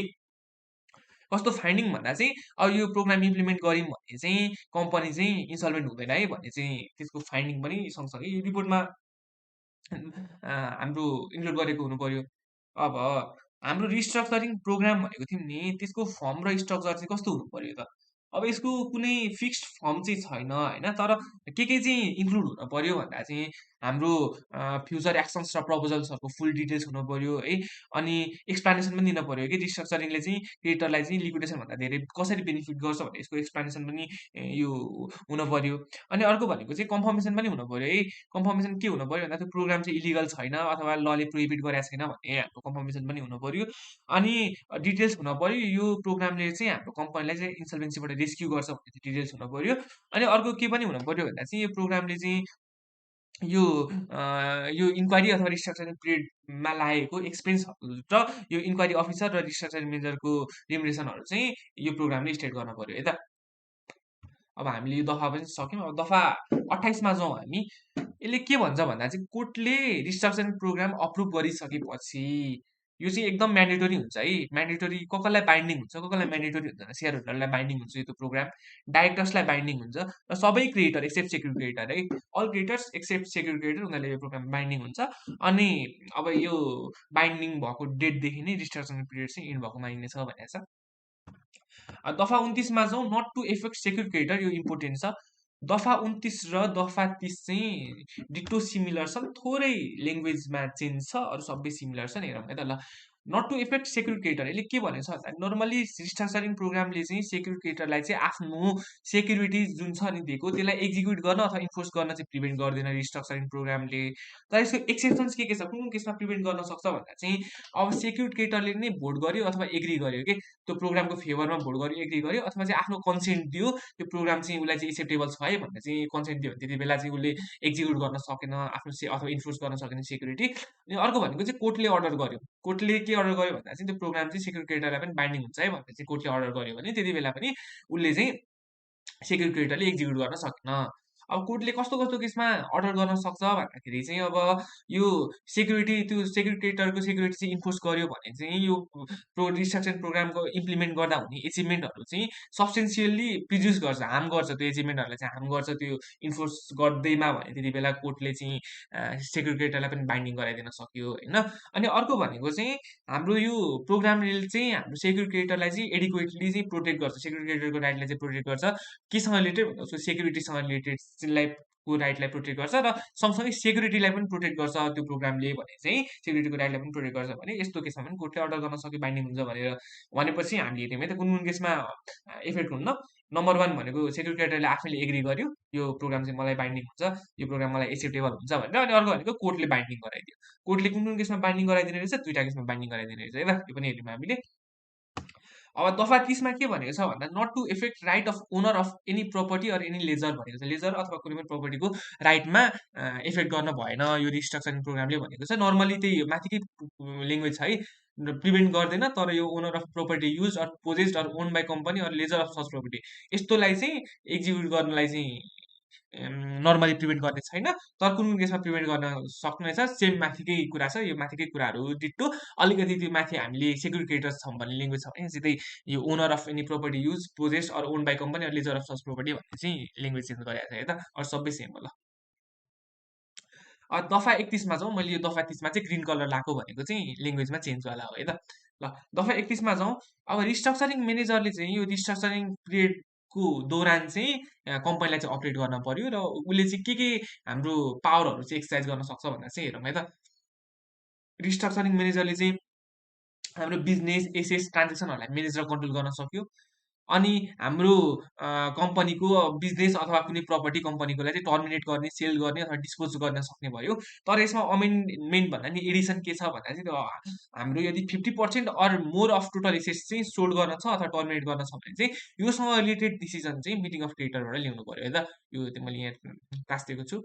50% भन्दा वा सोभन्दा बढी सम्पत्तिको अन्त्य वा बेचबिखन गर्नु परेमा साहुको सभा वा समूहबाट निर्णय गराउनु पर्नेछ भनेको छ। अब अरू के गर्न सक्यो भन्दा चाहिँ हाम्रो कम्पनीले गर्न सक्ने कुनै एक्ट गर्ने अथवा चाहिँ कम्पनीको अफिसरहरूले चाहिँ नर्मली गर्न सक्ने सबै एक्ट गर्न सक्छ हाम्रो रिस्ट्रक्चरिङ म्यानेजरले। हाम्रो अनि कम्पनीको बुक्स, अकाउन्ट्स, रेकर्ड, डकुमेन्टहरू चाहिँ इन्सपेक्ट गर्न सक्छ र कम्पनीको एजेन्टको रूपमा चाहिँ एक्ट गर्ने क्यापासिटी पनि छ है त। ल यो पावर रहेछन् हाम्रो रिस्ट्रक्चरिङ म्यानेजरको। अब रिस्ट्रक्चरिङ म्यानेजरलाई चाहिँ रिस्ट्रक्चरिङ म्यानेजरले खोज्यो भने चाहिँ कम्पनीको डाइरेक्टर र अफिसरहरूले चाहिँ कुनै पनि प्रकारको असिस्टेन्स चाहिँ नेसेसरी भए अनुसार चाहिँ प्रोभाइड गर्नुपर्छ। कम्पनीको म्यानेजमेन्ट र कन्ट्रोल्सलाई लिएर हुने असिस्टेन्सहरू चाहिँ प्रोभाइड गर्नुपर्ने हुन्छ है त। अब तर डाइरेक्टर र अफिसरहरूले चाहिँ आफ्नो पावर चाहिँ एक्सर्साइज गर्न सक्दैनन् है त, पाउँदैनन्। उनीहरूको डाइरेक्टर र अफिसरको क्यापासिटीमा चाहिँ यो दौरानमा चाहिँ पाउँदैनन्। तर पाउन सक्छन् कति बेला भन्दा चाहिँ रिटर्न डाइरेक्सन, रिस्ट्रक्चरिङ म्यानेजरले रिटर्न डाइरेक्सन दिएको छ भने पाउँछन्, न विदाउट रिटर्न डाइरेक्सन रेस्ट्रिक्सन छ है त आफ्नो पावर युज गर्नलाई डाइरेक्टर र अफिसरलाई। अब डाइरेक्टरले चाहिँ सबै इन्फर्मेसनहरू प्रोभाइड गर्नु पर्यो बिजनेससँग रिलेटेड, एसेससँग रिलेटेड र ट्रान्जेक्सनसँग रिलेटेड एज रिक्वायर्ड भनेको छ। अब दफा 32मा जाउँ। रिस्ट्रक्चरिङ म्यानेजरको पावर के छ भन्दा चाहिँ यो लोन बरो गर्ने अब हाम्रो सेक्युरिटी दिएर अथवा नदिकन चाहिँ लोन बरो गर्न सक्छ। यदि मनी चाहिँ चाहिएको छ कम्पनीलाई रन गर्न अथवा अपरेट गर्न मनी चाहिएको छ भने यो गर्न सक्छ है त, रिस्ट्रक्चर म्यानेजरले बरो गर्न सक्छ। अब मैले माथि एउटा पार्ट छुटाएको थिएँ। अब हाम्रो यो रिस्ट्रक्चरिङ पिरियडभित्र लिएको सबै लोनहरू चाहिँ हाम्रो सेटलमेन्ट अफ लायबिलिटीको 6th प्रायोरिटीमा आउँछ है त। 6th प्रायोरिटीमा यो दफा 57 अनुसारको सेटलमेन्ट अफ प्रायोरिटीमा 6th प्रायोरिटीमा आउँछ है त, यो दौरानमा लिएको सबै लोनहरू। अब दफा 33मा जाउँ। दफा 33ले के भनेको छ भन्दा चाहिँ अब दफा 33ले भनेको कुरा चाहिँ साहुहरूको सहमति बमोजिम भनेको हाम्रो क्रेडिटरहरूको एग्रिमेन्ट भएअनुसार चाहिँ पुनर्संरचना कार्यक्रममा सुरक्षा नदिएको कुनै ऋण भनेको हाम्रो सेक्युर्ड नभएको कुनै पनि लोनहरू चाहिँ यो पुनर्संरचना कार्यक्रम रिस्ट्रक्चरिङ पिरियडमा नदिएको कुनै सुरक्षा नदिएको कुनै ऋण वा सोको कुनै अंश भनेको त्यसको पोर्सन चाहिँ मिना गर्ने वा सो हेरफेर गर्ने व्यवस्था भएकोमा सो कार्यक्रम बमोजिम मिना वा हेरफेर हुनेछ भने चाहिँ रिस्ट्रक्चरिङ प्रोग्रामले यदि चाहिँ हाम्रो अल्टरेसन अथवा रिमिसन चाहिँ अलाउ गर्छ। कस्तो लोनको भन्दाखेरि चाहिँ हाम्रो अनसेक्युर्ड लोनको अथवा त्यसको पोर्सनको भने चाहिँ यो चाहिँ यही हाम्रो यो प्रोग्राम अनुसार चाहिँ गर्नुपर्ने छ भनेको छ। त्यही भन्ने छ, where as per agreement of the creditor the restructuring programme provides for remission or alteration in the terms of any unsecured loan or its portion such remission or alteration may be made in accordance with that programme. त्यही programme अनुसारै हुनुपर्छ भनेर छ। दफा 34ले के भन्छ भन्दा चाहिँ कम्पनी चाहिँ रेस्पोन्सिबल हुन्छ है, यो एप्रुभ गरेको प्रोग्राम चाहिँ इम्प्लिमेन्ट गर्न कम्पनी रेस्पोन्सिबल हुन्छ र कोर्टले चाहिँ डेजिग्नेट गर्छ रिस्ट्रक्चरिङ म्यानेजरलाई सुपरभाइज गर्न र म्यानेज गर्न। त्यो इम्प्लिमेन्टेसन सहीसँग भएको छ कि छैन भने त्यसले सुपरभाइज र म्यानेज गर्न। अब यो प्रोग्राम इम्प्लिमेन्ट गर्दाखेरि चाहिँ सबै सेक्युर क्रेडिटरलाई चाहिँ इक्वालिटी ट्रिट गर्नुपर्छ है त। यो रेडमा लेखेको एडिसन भएको हो। यहाँ भने चाहिँ यो दफा बमोजिम पुनर्संरचना कार्यक्रम कार्यान्वयन गर्दा सबै असुरक्षित साहुहरूलाई समान व्यवहार गरिनेछ भनेछ। सबै असुरक्षित साहुहरूलाई भनिन्छ। अझ चाहिँ यहाँ सेक्युर भयो चाहिँ यहाँ अनसेक्युर है त। ल सबै अनसेक्युर क्रेडिटरहरूलाई पनि इक्वालिटी ट्रिट गर्नुपर्नेछ भनेको छ। दफा 35मा जाउँ। दफा 35ले के भन्छ भन्दा चाहिँ रिस्ट्रक्चरिङ प्रोग्राममा चाहिँ अल्टरेसन र अमेन्डमेन्ट गर्न चाहिँ के छ त्यसको प्रोभिजन भनेको छ। यदि रिस्ट्रक्चरिङ प्रोग्राम चाहिँ हाम्रो अल्टर नगरी अथवा अमेन्ड नगरी चाहिँ इम्प्लिमेन्ट गर्न सकिँदैन। तर कति बेला मात्रै इम्प्लिमेन्ट गर्न सकिन्छ, यदि यो चाहिँ अल्टर गर्यो र अमेन्ड गर्यो भने चाहिँ इम्प्लिमेन्ट गर्न सकिन्छ भने त्यस्तो केस आयो भने चाहिँ रिस्ट्रक्चर म्यानेजरले चाहिँ मिटिङ अफ क्रेडिटर बोलाउनु पर्यो, क्रेडिटरको मिटिङ बोलाउनु पर्यो र त्यस्तो अल्टरेसन र अमेन्डमेन्टहरू चाहिँ त्यहाँ पेस गर्न पर्यो त मिटिङ अफ क्रेडिटरमा। अब क्रेडिटरले चाहिँ रिजोल्युसन एडप्ट गर्छन् सोसँग रिलेटेड, अनि त्यसपछि त्यो रिजोल्युसन चाहिँ कोर्टमा सबमिट गर्नु पर्यो।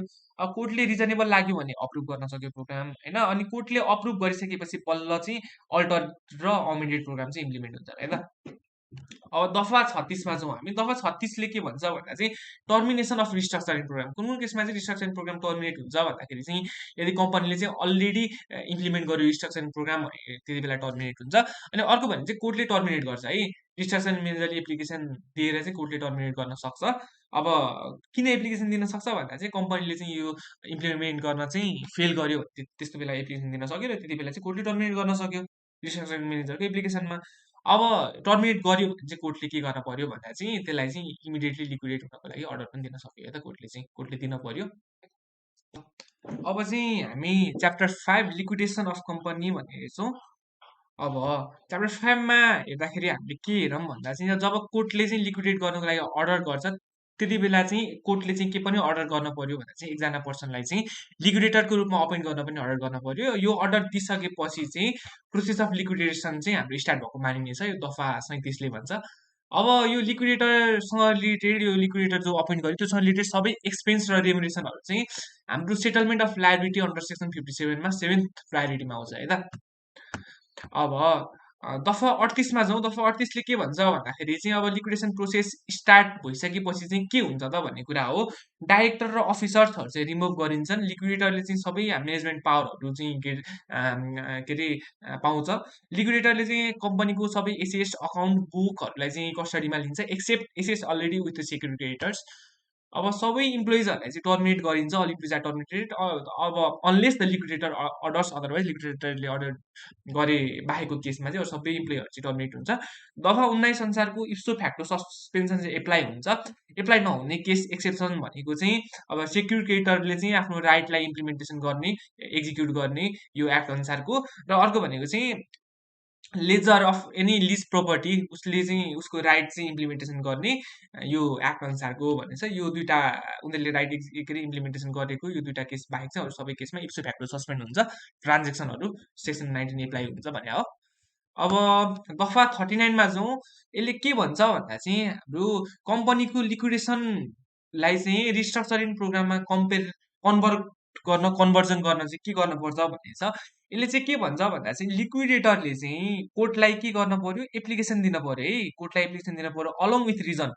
के को रिजन सहित भन्दा चाहिँ हाम्रो यो लिक्विडेसनको अर्डरलाई चाहिँ होल्डमा गरेर राख्ने केही समयको लागि र रिस्ट्रक्चरिङ प्रोग्राम चाहिँ स्टार्ट गरौँ न त भनेर चाहिँ एप्लिकेसन दिन सक्छ। अब एप्लिकेसन दिन सक्ने कन्डिसन भनेको चाहिँ अब लिक्विडेटरलाई चाहिँ के लाग्यो भन्दा चाहिँ रिस्ट्रक्चरिङ प्रोग्राम चाहिँ कम्पनीको क्रेडिटरको मिटिङबाट चाहिँ एडप्ट हुन सक्छ।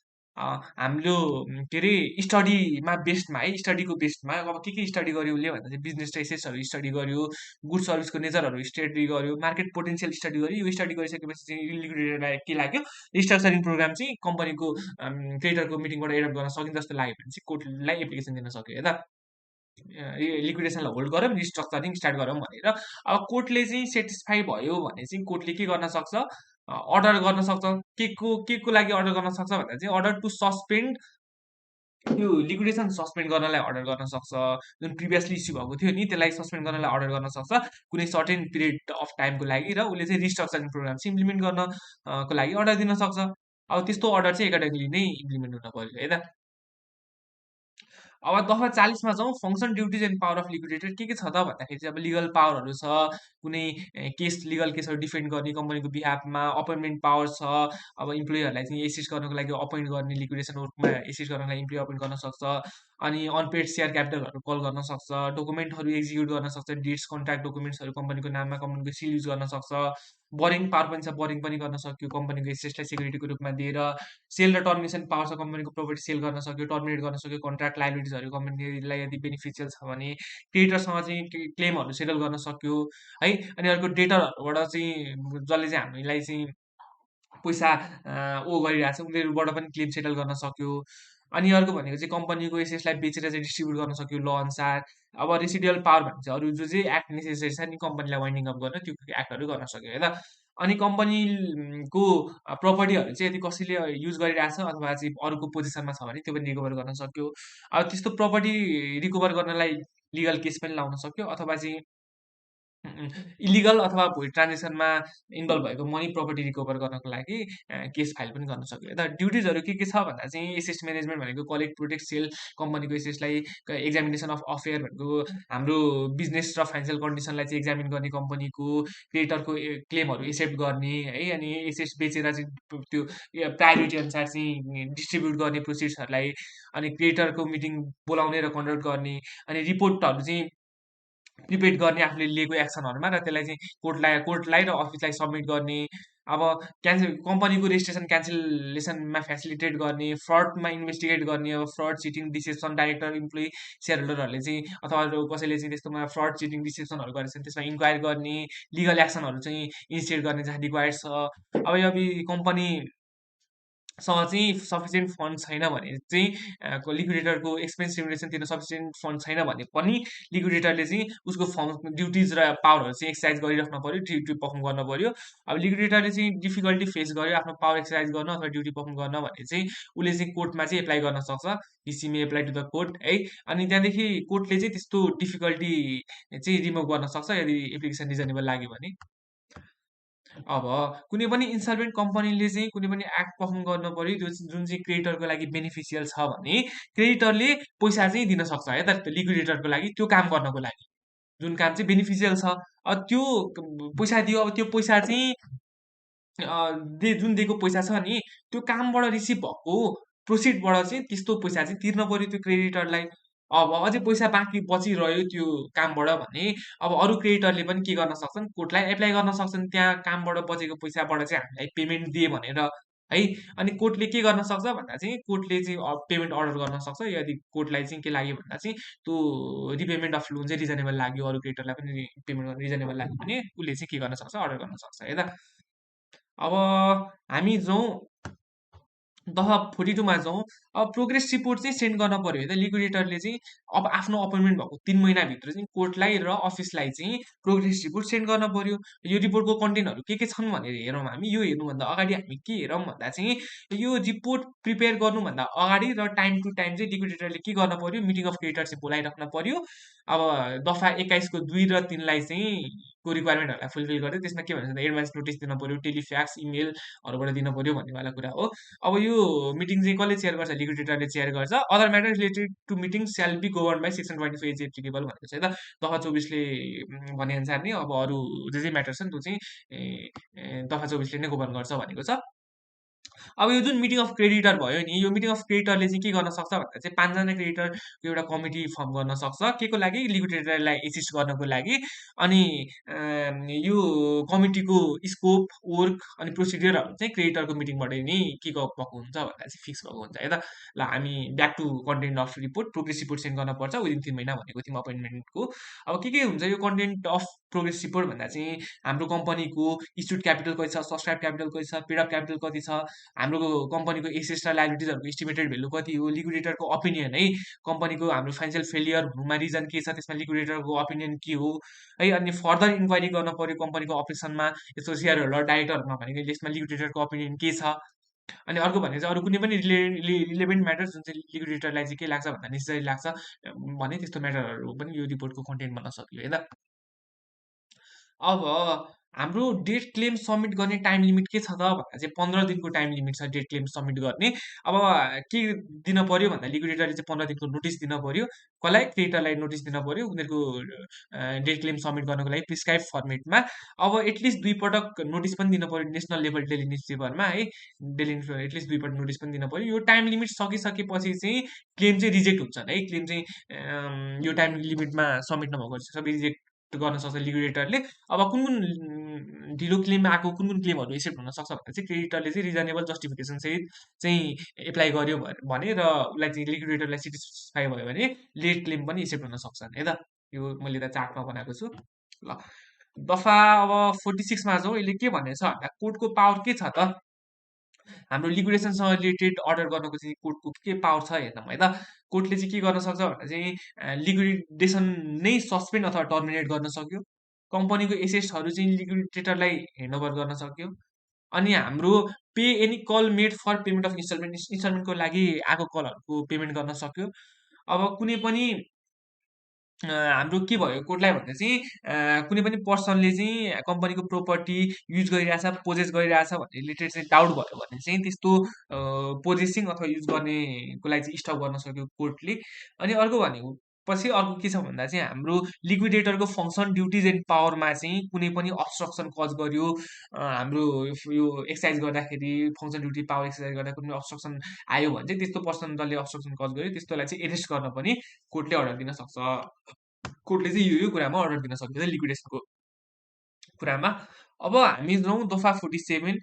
लिक्विडेटरले चाहिँ कम्पनीको रेजिस्ट्रेसन चाहिँ क्यान्सल गर्न पर्यो। यो liquidation during liquidation by following procedure set by this एक्टले, यो एक्टले सेट गरेको प्रोसिडियर अनुसार चाहिँ कम्पनीको रेजिस्ट्रेसन क्यान्सल गर्न पर्यो। अनि अदर एप्लिकेबल लज भनेपछि यो एक्ट अनुसार अरू कुनै एक्टले प्रिस्क्राइब गरे अनुसारको प्रोसिडियर फलो गरेर कम्पनीको रेजिस्ट्रेसन ड्युरिङ लिक्विडेसन चाहिँ क्यान्सल गर्न पर्यो भन्ने छ है त। हामीले सायद लगभग यो च्याप्टर पनि सक्यौँ। च्याप्टर 6 सुरु गरौँ जसले भन्छ claim of creditor and mode of payment भन्ने। दफा 48ले के भन्छ भन्दा क्रेडिटरले चाहिँ क्लेम सबमिट गर्न पर्यो भन्छ। हेरौँ है त। क्रेडिटर अफ द कम्पनी जस्तै लोकल क्रेडिटर पनि हुन सक्यो है, अनि फोरेन क्रेडिटर पनि हुन सक्यो। उसले चाहिँ के गर्न पर्यो भन्दा रिस्ट्रक्चरिङ म्यानेजर अथवा लिक्विडेटरलाई चाहिँ क्लेम सबमिट गर्न पर्यो लोन ड्युको लागि अथवा आउटस्ट्यान्डिङ अथवा पेबलको लागि चाहिँ प्रिस्क्राइब फर्मेट र स्पेसिफाइड टाइममा चाहिँ क्लेम सबमिट गर्न पर्यो। सँगसँगै के पनि सबमिट गर्न पर्यो भन्दा चाहिँ हाम्रो त्यो क्लेमको चाहिँ यदि केही प्रुफहरू अथवा एभिडेन्सहरू के छ त्यो क्लेमलाई सस्टेन गर्ने त्यो पनि सबमिट गर्न पर्यो यदि डिमान्ड गर्यो भने भन्ने छ। अब रिस्ट्रक्चरिङ म्यानेजर र लिक्विडेटरले के गर्छ क्लेमलाई एक्जामिन गर्छ र क्लेम एक्सेप्ट पनि गर्न सक्छ, रिजेक्ट पनि गर्न सक्छ फुल्ली अथवा पार्सियली भन्ने छ है त। अब यो डिसिजन अफ एक्सेप्टेन्स र रिजेक्सन चाहिँ रिजन सहित चाहिँ राइटिङमा दिन पर्यो क्रेडिटरलाई 7 दिनभित्र। अब क्रेडिटर चाहिँ सेटिस्फाइड भएन भने चाहिँ क्रेडिटरले हाइकोर्टमा अप्लाई गर्न सक्छ विदिन 15 डेज है त रिभ्यूको लागि।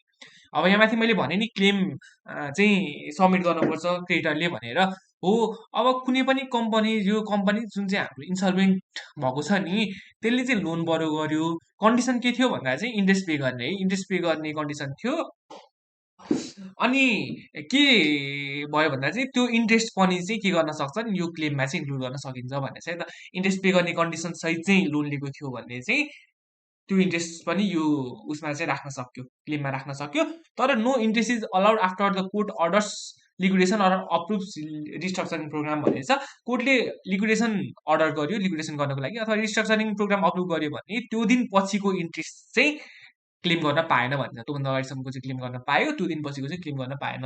यो दफा 49 भन्यो। अब हामी फर्दर जाउँ तल। अब claims on undetermined or contingent liability भनेको छ। अब यदि हाम्रो क्लेम चाहिँ अनडिटरमाइन्ड भेल्युबाट अराइज भयो भने चाहिँ त्यो पनि प्रेजेन्ट गर्न सकिन्छ दफा 48 को एक अनुसार, जुन हामीले माथि पढ्यौँ कि सबमिट क्लेम क्रिएटरले लिक्विडेटरलाई अथवा चाहिँ हाम्रो रिस्ट्रक्चर मेनेजरलाई क्लेम सबमिट गर्न सक्छन् भनेर हो। त्यो दफा अनुसार चाहिँ त्यो अनडिटरमाइन्ड भेल्युको क्लेम पनि सबमिट गर्न सक्यो। अब अनडिटरमाइन्ड भेल्युबाट आउने क्लेमहरू कस्तो कस्तो हुन सक्यो भन्दा चाहिँ केबाट आउन सक्यो भन्दा चाहिँ कम्पनीलाई लस कज गरेर है। अनि अर्को भनेको कम्पेन्सेसन चाहिँ तिर्नुपर्ने to be paid due to के रिजनले भन्दा चाहिँ कन्ट्र्याक्टसँग कम्प्लाई गर्न चाहिँ फेल गरेर, अथवा कुनै पनि कन्ट्र्याक्टलाई भाइलेट गरेर, अथवा चाहिँ कुनै पनि एक्सन गर्यो जसले चाहिँ सिभिल अब्लिगेसन क्रिएट गर्यो। यस्तो यस्तोबाट चाहिँ हाम्रो अनडिटरमाइन्ड भेल्युको आउन सक्यो है। अनि अर्को भनेको contingent obligation of the company, जस्तै अब ग्यारेन्टी अब्लिगेसनहरू भयो, यस्तोबाट आउन सक्यो है त हाम्रो क्लेम्स चाहिँ अनडिटरमाइन्ड भेल्युको। अब रिस्ट्रक्चरिङ म्यानेजरले अथवा लिक्विडेटरले चाहिँ त्यो त्यस्तो क्लेमहरूलाई चाहिँ एक्जामिन गर्न पर्यो, एक्सेप्ट पनि गर्न सक्यो, रिजेक्ट पनि गर्न सक्यो, फुल्ली अथवा पार्सियल्ली। अनि त्योसँग रिलेटेड डिसिजन पनि रिजन सहित चाहिँ राइटिङमा 7 दिनभित्र दिन पर्यो। अनि अब यो क्लेम चाहिँ एक्सेप्ट भयो भने रिस्ट्रक्चरिङ म्यानेजर अथवा लिक्विडेटरले के गर्न पर्यो, त्यो इस्टिमेटेड भेल्यु चाहिँ निकाल्न पर्यो है त। त्यस्तो क्लेम अनडिटरमाइन्ड भेल्युको क्लेम भनेको छौँ नि त, त्यस्तो भेल्युको चाहिँ के गर्न पर्यो, उसले चाहिँ इस्टिमेटेड भेल्यु निकाल्न पर्यो। अब अथवा चाहिँ के पनि गर्न सक्यो भने चाहिँ अरू भनेको छ है त, अथवा रिस्ट्रक्चर मेजर र लिक्विडेटरले चाहिँ एप्लिकेसन दिन सक्यो कोर्टलाई, के को लागि, त्यस्तो क्लेमको भ्यालुएसनको लागि चाहिँ एप्लिकेसन दिन सक्यो, र कोर्टले चाहिँ त्यो क्लेमको इस्टिमेटेड भेल्यु चाहिँ निकाल्छ भनेको छ है त, कोर्टले डिटर्मिन गर्नुपर्छ भनेको छ। अब यो एक्सेप्ट गरेको रिजेक्ट गरेको केस, अथवा चाहिँ यो इस्टिमेटेड भेल्यु जुन निकाले नि लिक्विडेटर र रिस्ट्रक्चर मेजरले, यो निकालेको कुरा चाहिँ कुनै पनि पर्सनलाई चाहिँ चित्त बुझेन, सेटिस्फाइड भएन भने चाहिँ के गर्न सक्छ, त्यो पर्सनले चाहिँ कम्प्लेन गर्न सक्छ कोर्टमा विदिन 15 डेज है। त्यो नोटिस प्राप्त भएको 15 दिनभित्र चाहिँ उसले चाहिँ के गर्न सक्छ भन्दा चाहिँ कम्प्लेन गर्न सक्छ। दफा 51मा जाउँ। दफा 51ले के भनेको छ भन्दा चाहिँ रिस्ट्रक्चरिङ मेजर अथवा लिक्विडेटरले चाहिँ के गर्न सक्यो भन्दा चाहिँ कुनै पनि इम्याच्युर डेटसँग रिलेटेडको डेट क्लेमलाई चाहिँ इम्याच्युर डेटसँग रिलेटेडको डेट क्लेमलाई चाहिँ प्रिस्क्राइब एक्जेम्सन भनेको प्रिस्क्राइब छुट चाहिँ दिन सक्यो है त डेट क्लेमबाट भनेको छ है त। अब दफा 52मा जाउँ। अहिले के भनेको छ भन्दा चाहिँ कुनै पनि क्लेम चाहिँ है हाम्रो फोरेन करेन्सीमा गरेको छ, कुनै पनि डेट अथवा लाइबिलिटीसँग रिलेटेड क्लेम फोरेन करेन्सीमा गरेको छ।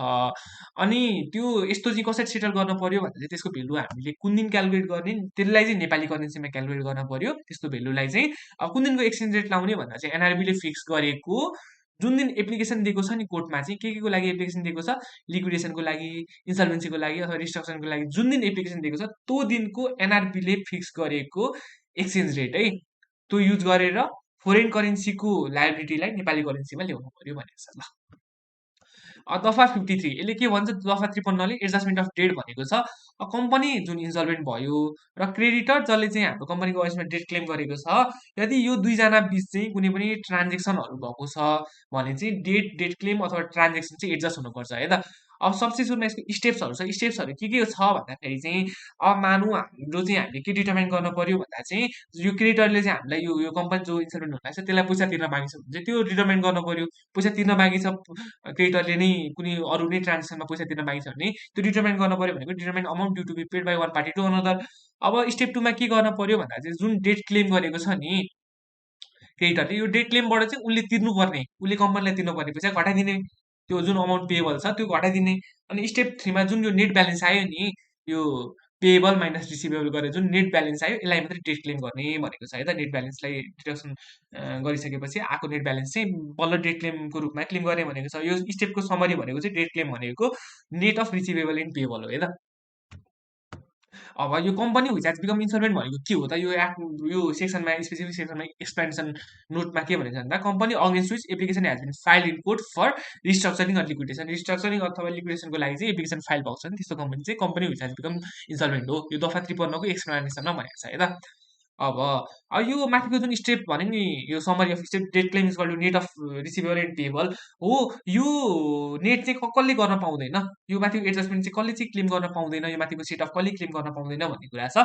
अब यस्तो पर्सन जसले चाहिँ कम्पनीलाई लोन दियो अथवा कम्पनीबाट चाहिँ लोन लियो र त्यो पर्सनलाई चाहिँ के नोलेज छ भन्दा चाहिँ कम्पनी इन्सल्भेन्ट भयो है भन्ने नोलेज छ, अथवा चाहिँ त्यो पर्सनसँग चाहिँ रिजनेबल रिजनहरू छ त्यो नोलेज हुनको लागि भने त्यस्तो पर्सन ले चाहिँ त्यो क्लेम गर्न पाएन है त। त्यही भनेर चाहिँ any person which has supplied to or obtain debt from company when that person has knowledge or has reasonable knowledge to know reasonable reason to have knowledge that company has become insolvent भनेको छ, त्यस्तो मान्छेले चाहिँ set of claim गर्न पाएन भनेको छ। दफा 54 right of secure creditor to make claim. Secure क्रेडिटरको राइट के छ त क्लेम गर्नको लागि भनेको छ। सेक्युर क्रेडिटरले चाहिँ डेट क्लेम गर्न सक्छ कुनै पनि टाइममा कसलाई? रिस्ट्रक्चरिङ मेनेजर अथवा लिक्विडेटरलाई। रिस्ट्रक्चरिङ मेनेजर र लिक्विडेटरले त्यो क्लेम एक्जामिन गर्न पर्छ र एक्सेप्ट पनि गर्न सक्छन् रिजेक्ट पनि गर्न सक्छन् फुल्ली अथवा पार्सियली भनेको छ। अब सेक्युर क्रेडिटरले गर्ने डेट क्लेम चाहिँ कुन अमाउन्टमा लिमिटेड हुन्छ भन्दा चाहिँ त्यो कम्पनीले तिर्नुपर्ने total amount minus secure creditor भनेपछि हामीले कम्पनीले त केही सेक्युरिटी त दिएको हुन्छ हो, त्यो सेक्युरिटी जुन दिएको छ नि त्यसको मार्केट भ्यालु भनेपछि टोटल हाम्रो कम्पनीले तिर्न कति बाँकी छ सेक्युर क्रेडिटलाई total payable by company minus जुन सेक्युरिटी दिएको छ अलरेडी लोन लिँदाखेरि त्यो सेक्युरिटीको मार्केट भ्यालु के छ त्यो घटाएर आएको अमाउन्टसम्मको मात्रै डेट क्लेम गर्न मिल्छ सेक्युर क्रेडिटरले है त। अब सेक्युर क्रेडिटरलाई चाहिँ यो निकालेको अमाउन्ट चाहिँ चित्त बुझेन, यो जुन डिफ्रेन्स छ नि डिफ्रेन्स अमाउन्ट हो यसमा चाहिँ सेक्युर क्रेडिटर बिच र कम्पनी बिच चाहिँ डिस्प्युट भयो भने जो पार्टी चाहिँ सेटिस्फाइड छैन है, जुन पार्टी सेटिस्फाइड छैन त्यसले एप्लिकेसन दिन सक्यो कोर्टलाई एप्लिकेसन दिन सक्यो, कोर्टले एक्जामिन गर्छ एप्लिकेसन र त्यो डिफ्रेन्स अमाउन्टलाई चाहिँ डिटर्माइन गर्छ है त कोर्टले। ल दफा 55 मा जाउँ सेयर होल्डर्स क्लेम भनेको छ क्रेडिटर जसले चाहिँ कम्पनीको अगेन्स्टमा डेट क्लेम गर्यो त्यो चाहिँ त्यही कम्पनीकै सेयर होल्डर हो है। अनि त्यो क्रेडिटरले चाहिँ के गरेको छ भन्दा चाहिँ त्यो जुन उसको सेयरमा ड्यू अमाउन्ट छ नि त्यो चाहिँ तिरेको छैन।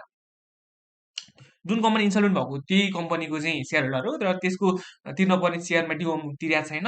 अनि त्यो तिर्नुपर्ने ड्यू अमाउन्ट जुन तिर्नुपर्ने छ नि त्यसको तिर्ने टाइम पनि आइसक्यो है, त्यो अमाउन्ट तिर्ने टाइम पनि आइसक्यो अथवा चाहिँ त्यो तिर्नुपर्ने सक्ने टाइम चाहिँ आउन सक्छ नियर त्यसको सिचुएसन चाहिँ आउन सक्छ भने यस्तो केसमा चाहिँ त्यो डेट क्लेम चाहिँ कति मात्रै गर्न सक्यो क्रेडिटरले भने चाहिँ टोटल डेट क्लेममा उसको जति छ नि त्यसमा चाहिँ त्यो तिर्न बाँकी रहेको अमाउन्ट चाहिँ उसले चाहिँ घटाएर रिमेनिङ मात्रै डेट क्लेम गर्न पर्यो है त। त्यो सेयरमा नतिरेको अमाउन्ट चाहिँ घटाएर रिमेनिङ मात्रै डेट क्लेम गर्न पर्यो।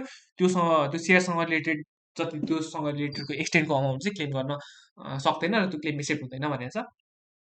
अब दफा 56 मा जाउँ यसले के भनेको छ भन्दा चाहिँ अब डेट चाहिँ एक्सेप्ट भयो यो च्याप्टर अनुसार भने चाहिँ त्यो मान्छे चाहिँ क्रेडिटरको रूपमा डिम्ड हुन्छ भनेको छ र त्यो क्रेडिटरको के राइट हुन्छ भन्दा चाहिँ मिटिङ अफ क्रेडिटरमा पार्टिसिपेट हुने राइट हुन्छ, भोटिङ राइट एक्सर्साइज गर्ने राइट हुन्छ र तँसँग त्यो जुन डेट छ नि त्यो डेट रिलेटेड पेमेन्ट रिसिभ गर्ने पनि राइट हुन्छ है त। अब दफा 57 मा जाउँ इम्पोर्टेन्ट छ order of settlement of liability. अब यसको अर्डर यो याद गर्न पर्यो प्रायोरिटी यो सर्ट म भनिदिन्छु। Interim administration associated expenses under दफा 11 को 4 यो नम्बर 1 प्रायोरिटीमा आउँछ। अब च्याप्टर 2 सँग रिलेटेड अरू अमाउन्टहरू जे छ सेटल गर्न पर्ने त्यो नम्बर 2 प्रायोरिटीमा आउँछ। नम्बर 3 मा इन्क्वायरी अफिसियलको एक्सपेन्सेस रिम्युनरेसन आउँछ। नम्बर 4 मा रिस्ट्रक्चर म्यानेजरको एक्सपेन्स रिम्युनरेसन आउँछ। नम्बर 5 मा भनेको इन्सल्भेन्सी प्रोसिडिङ इन्भेस्टिगेसन गर्दाखेरिको दौरानमा लिएको लोनहरू आउँछ। नम्बर 6 मा भनेको रिस्ट्रक्चरिङ पिरियडको दौरानमा लिएको लोनहरू आउँछ। नम्बर 7 मा लिक्विडेटरको एक्सपेन्स रिम्युनरेसन आउँछ। नम्बर 8 मा भनेको वेजेस रिम्युनरेसनहरू आउँछ, पेएबल इम्प्लोइलाई तिर्नुपर्ने वेजेस रिम्युनरेसनहरू चाहिँ है। अनि तर यसमा चाहिँ के छ भन्दा चाहिँ डाइरेक्टर चाहिँ यो अमाउन्ट यस्तो जुन वेजेस रिम्युनरेसनहरू छ यस्तो अमाउन्टमा चाहिँ इन्टाइटल हुँदैनन् भनेको छ। नम्बर 9 मा आउँछ इम्प्लोइ बेनिफिट जस्तै home leave, sick leave, gratuity, provident fund है यस्तो को प्रायोरिटी आउँछ नम्बर 9 मा। तर यसमा पनि डाइरेक्टरहरू चाहिँ इन्टाइटल हुँदैनन् भनेको छ। नम्बर 10 मा के आउँछ भन्दा अरू सबै अमाउन्ट जुन चाहिँ डेट क्लेमको रूपमा एक्सेप्ट गरेको छ लिक्विडेटरले त्यो नम्बर 10 मा आउँछ है त। अब every liability falling in the order of priority जुन अर्डर अफ प्रायोरिटीमा फल गर्छ नि त्यो चाहिँ सबै इक्वली ट्रिट गर्नुपर्छ र सबै लाइबिलिटी त्यो जुन अर्डरमा फल गरेको छ त्यो चाहिँ फुल्ली सेटल गर्नुपर्छ है त। जस्तै नम्बर 2 प्रायोरिटीमा आएको छ भने यसलाई सबैले इक्वल यो नम्बर 2 मा आएको सबै लाइबिलिटी इक्वल ट्रिट गर्नु पर्यो र यसको पनि फुल्ली सेटल गर्नु पर्यो है त। अब यो लाइबिलिटी चाहिँ फुल्ली सेटल हुन सक्दैन भने प्रोपोर्सनेटली सेटल गर्नु पर्यो। अब कुनै पनि लायबिलिटी चाहिँ कम्पनीको इन्स्योर छ भने चाहिँ त्यो इन्सुरेन्स बापत रिसिभ हुने अमाउन्ट चाहिँ त्यो अमाउन्ट चाहिँ को इन्टाइटल हुन्छ भन्दा चाहिँ जो पर्सन जो इन्टाइटल हुन्छ नि त्यो पर्सनलाई चाहिँ हामीले त्यो अमाउन्ट चाहिँ तिर्न पर्यो भनेको छ कुनै पनि लायबिलिटी चाहिँ कम्पनीको इन्स्योर भएको छ भने amount receivable under such insurance contract salary pay to the person whose entitle to it भनेको छ। अब यति गर्दा पनि स्टिल सरप्लस अमाउन्ट बच्यो भने चाहिँ त्यसपछि हामीले के घटाउने भन्दा चाहिँ जुन हाम्रो लिक्विडेसनको डेटदेखि क्लेम एक्सेप्टेन्स गर्नसम्मको डेटमा चाहिँ भएको इन्ट्रेस्ट डेटका इन्ट्रेस्टहरूमा चाहिँ त्यो हटाउनु पऱ्यो है त। अब आएको सरप्लस अमाउन्ट छ भने हाम्रो डेट अफ लिक्विडेसन यो भयो है, र अर्को भनेको acceptance of claim claim accept गरेको दिनसम्मको यो दिनसम्मको डेटका इन्ट्रेस्टहरू तिर्दिन पर्यो। अब स्टिल अमाउन्ट बाँकी छ भने प्रिफरेन्स सेयर होल्डरलाई तिर्दिन पर्यो, र स्टिल अमाउन्ट बाँकी छ भने चाहिँ अरू सेयर होल्डरलाई प्रोपोर्सनली तिर्दिन पर्यो है त। अब दफा 58 मा जाउँ। दफा 58 के भन्छ भन्दा लायबिलिटी सेटल गर्दा क्रिएटरको लायबिलिटी सेटल गर्दा यो च्याप्टर अनुसारको लिक्विडेटरले एकै टाइममा पनि गर्न सक्यो अथवा डिफ्रेन्ट टाइममा गर्न सक्यो भन्ने छ। ल अब च्याप्टर 7 सुरु गर्छौँ। भोइडेबल ट्रान्जेक्सन भन्ने छ, यो इम्पोर्टेन्ट छ। अब कुनै पनि कम्पनी चाहिँ इन्सल्भेन्ट भयो भने फलोइङ ट्रान्जेक्सन चाहिँ भोइडेबल हुन्छ भोइड हुन्छ भनेर चाहिँ के ट्रान्जेक्सन रहेछ नि हेरौँ है त हामी। अब यदि प्रिफरेन्सियल ट्रान्जेक्सन छ है, इन्सल्भेन्सी प्रोसिडिङ चाहिँ कमेन्स भएको 6 महिना अगाडि अथवा 6 महिना पछाडि भएको सबै प्रिफरेन्सियल ट्रान्जेक्सन भोइड हुने रहेछ।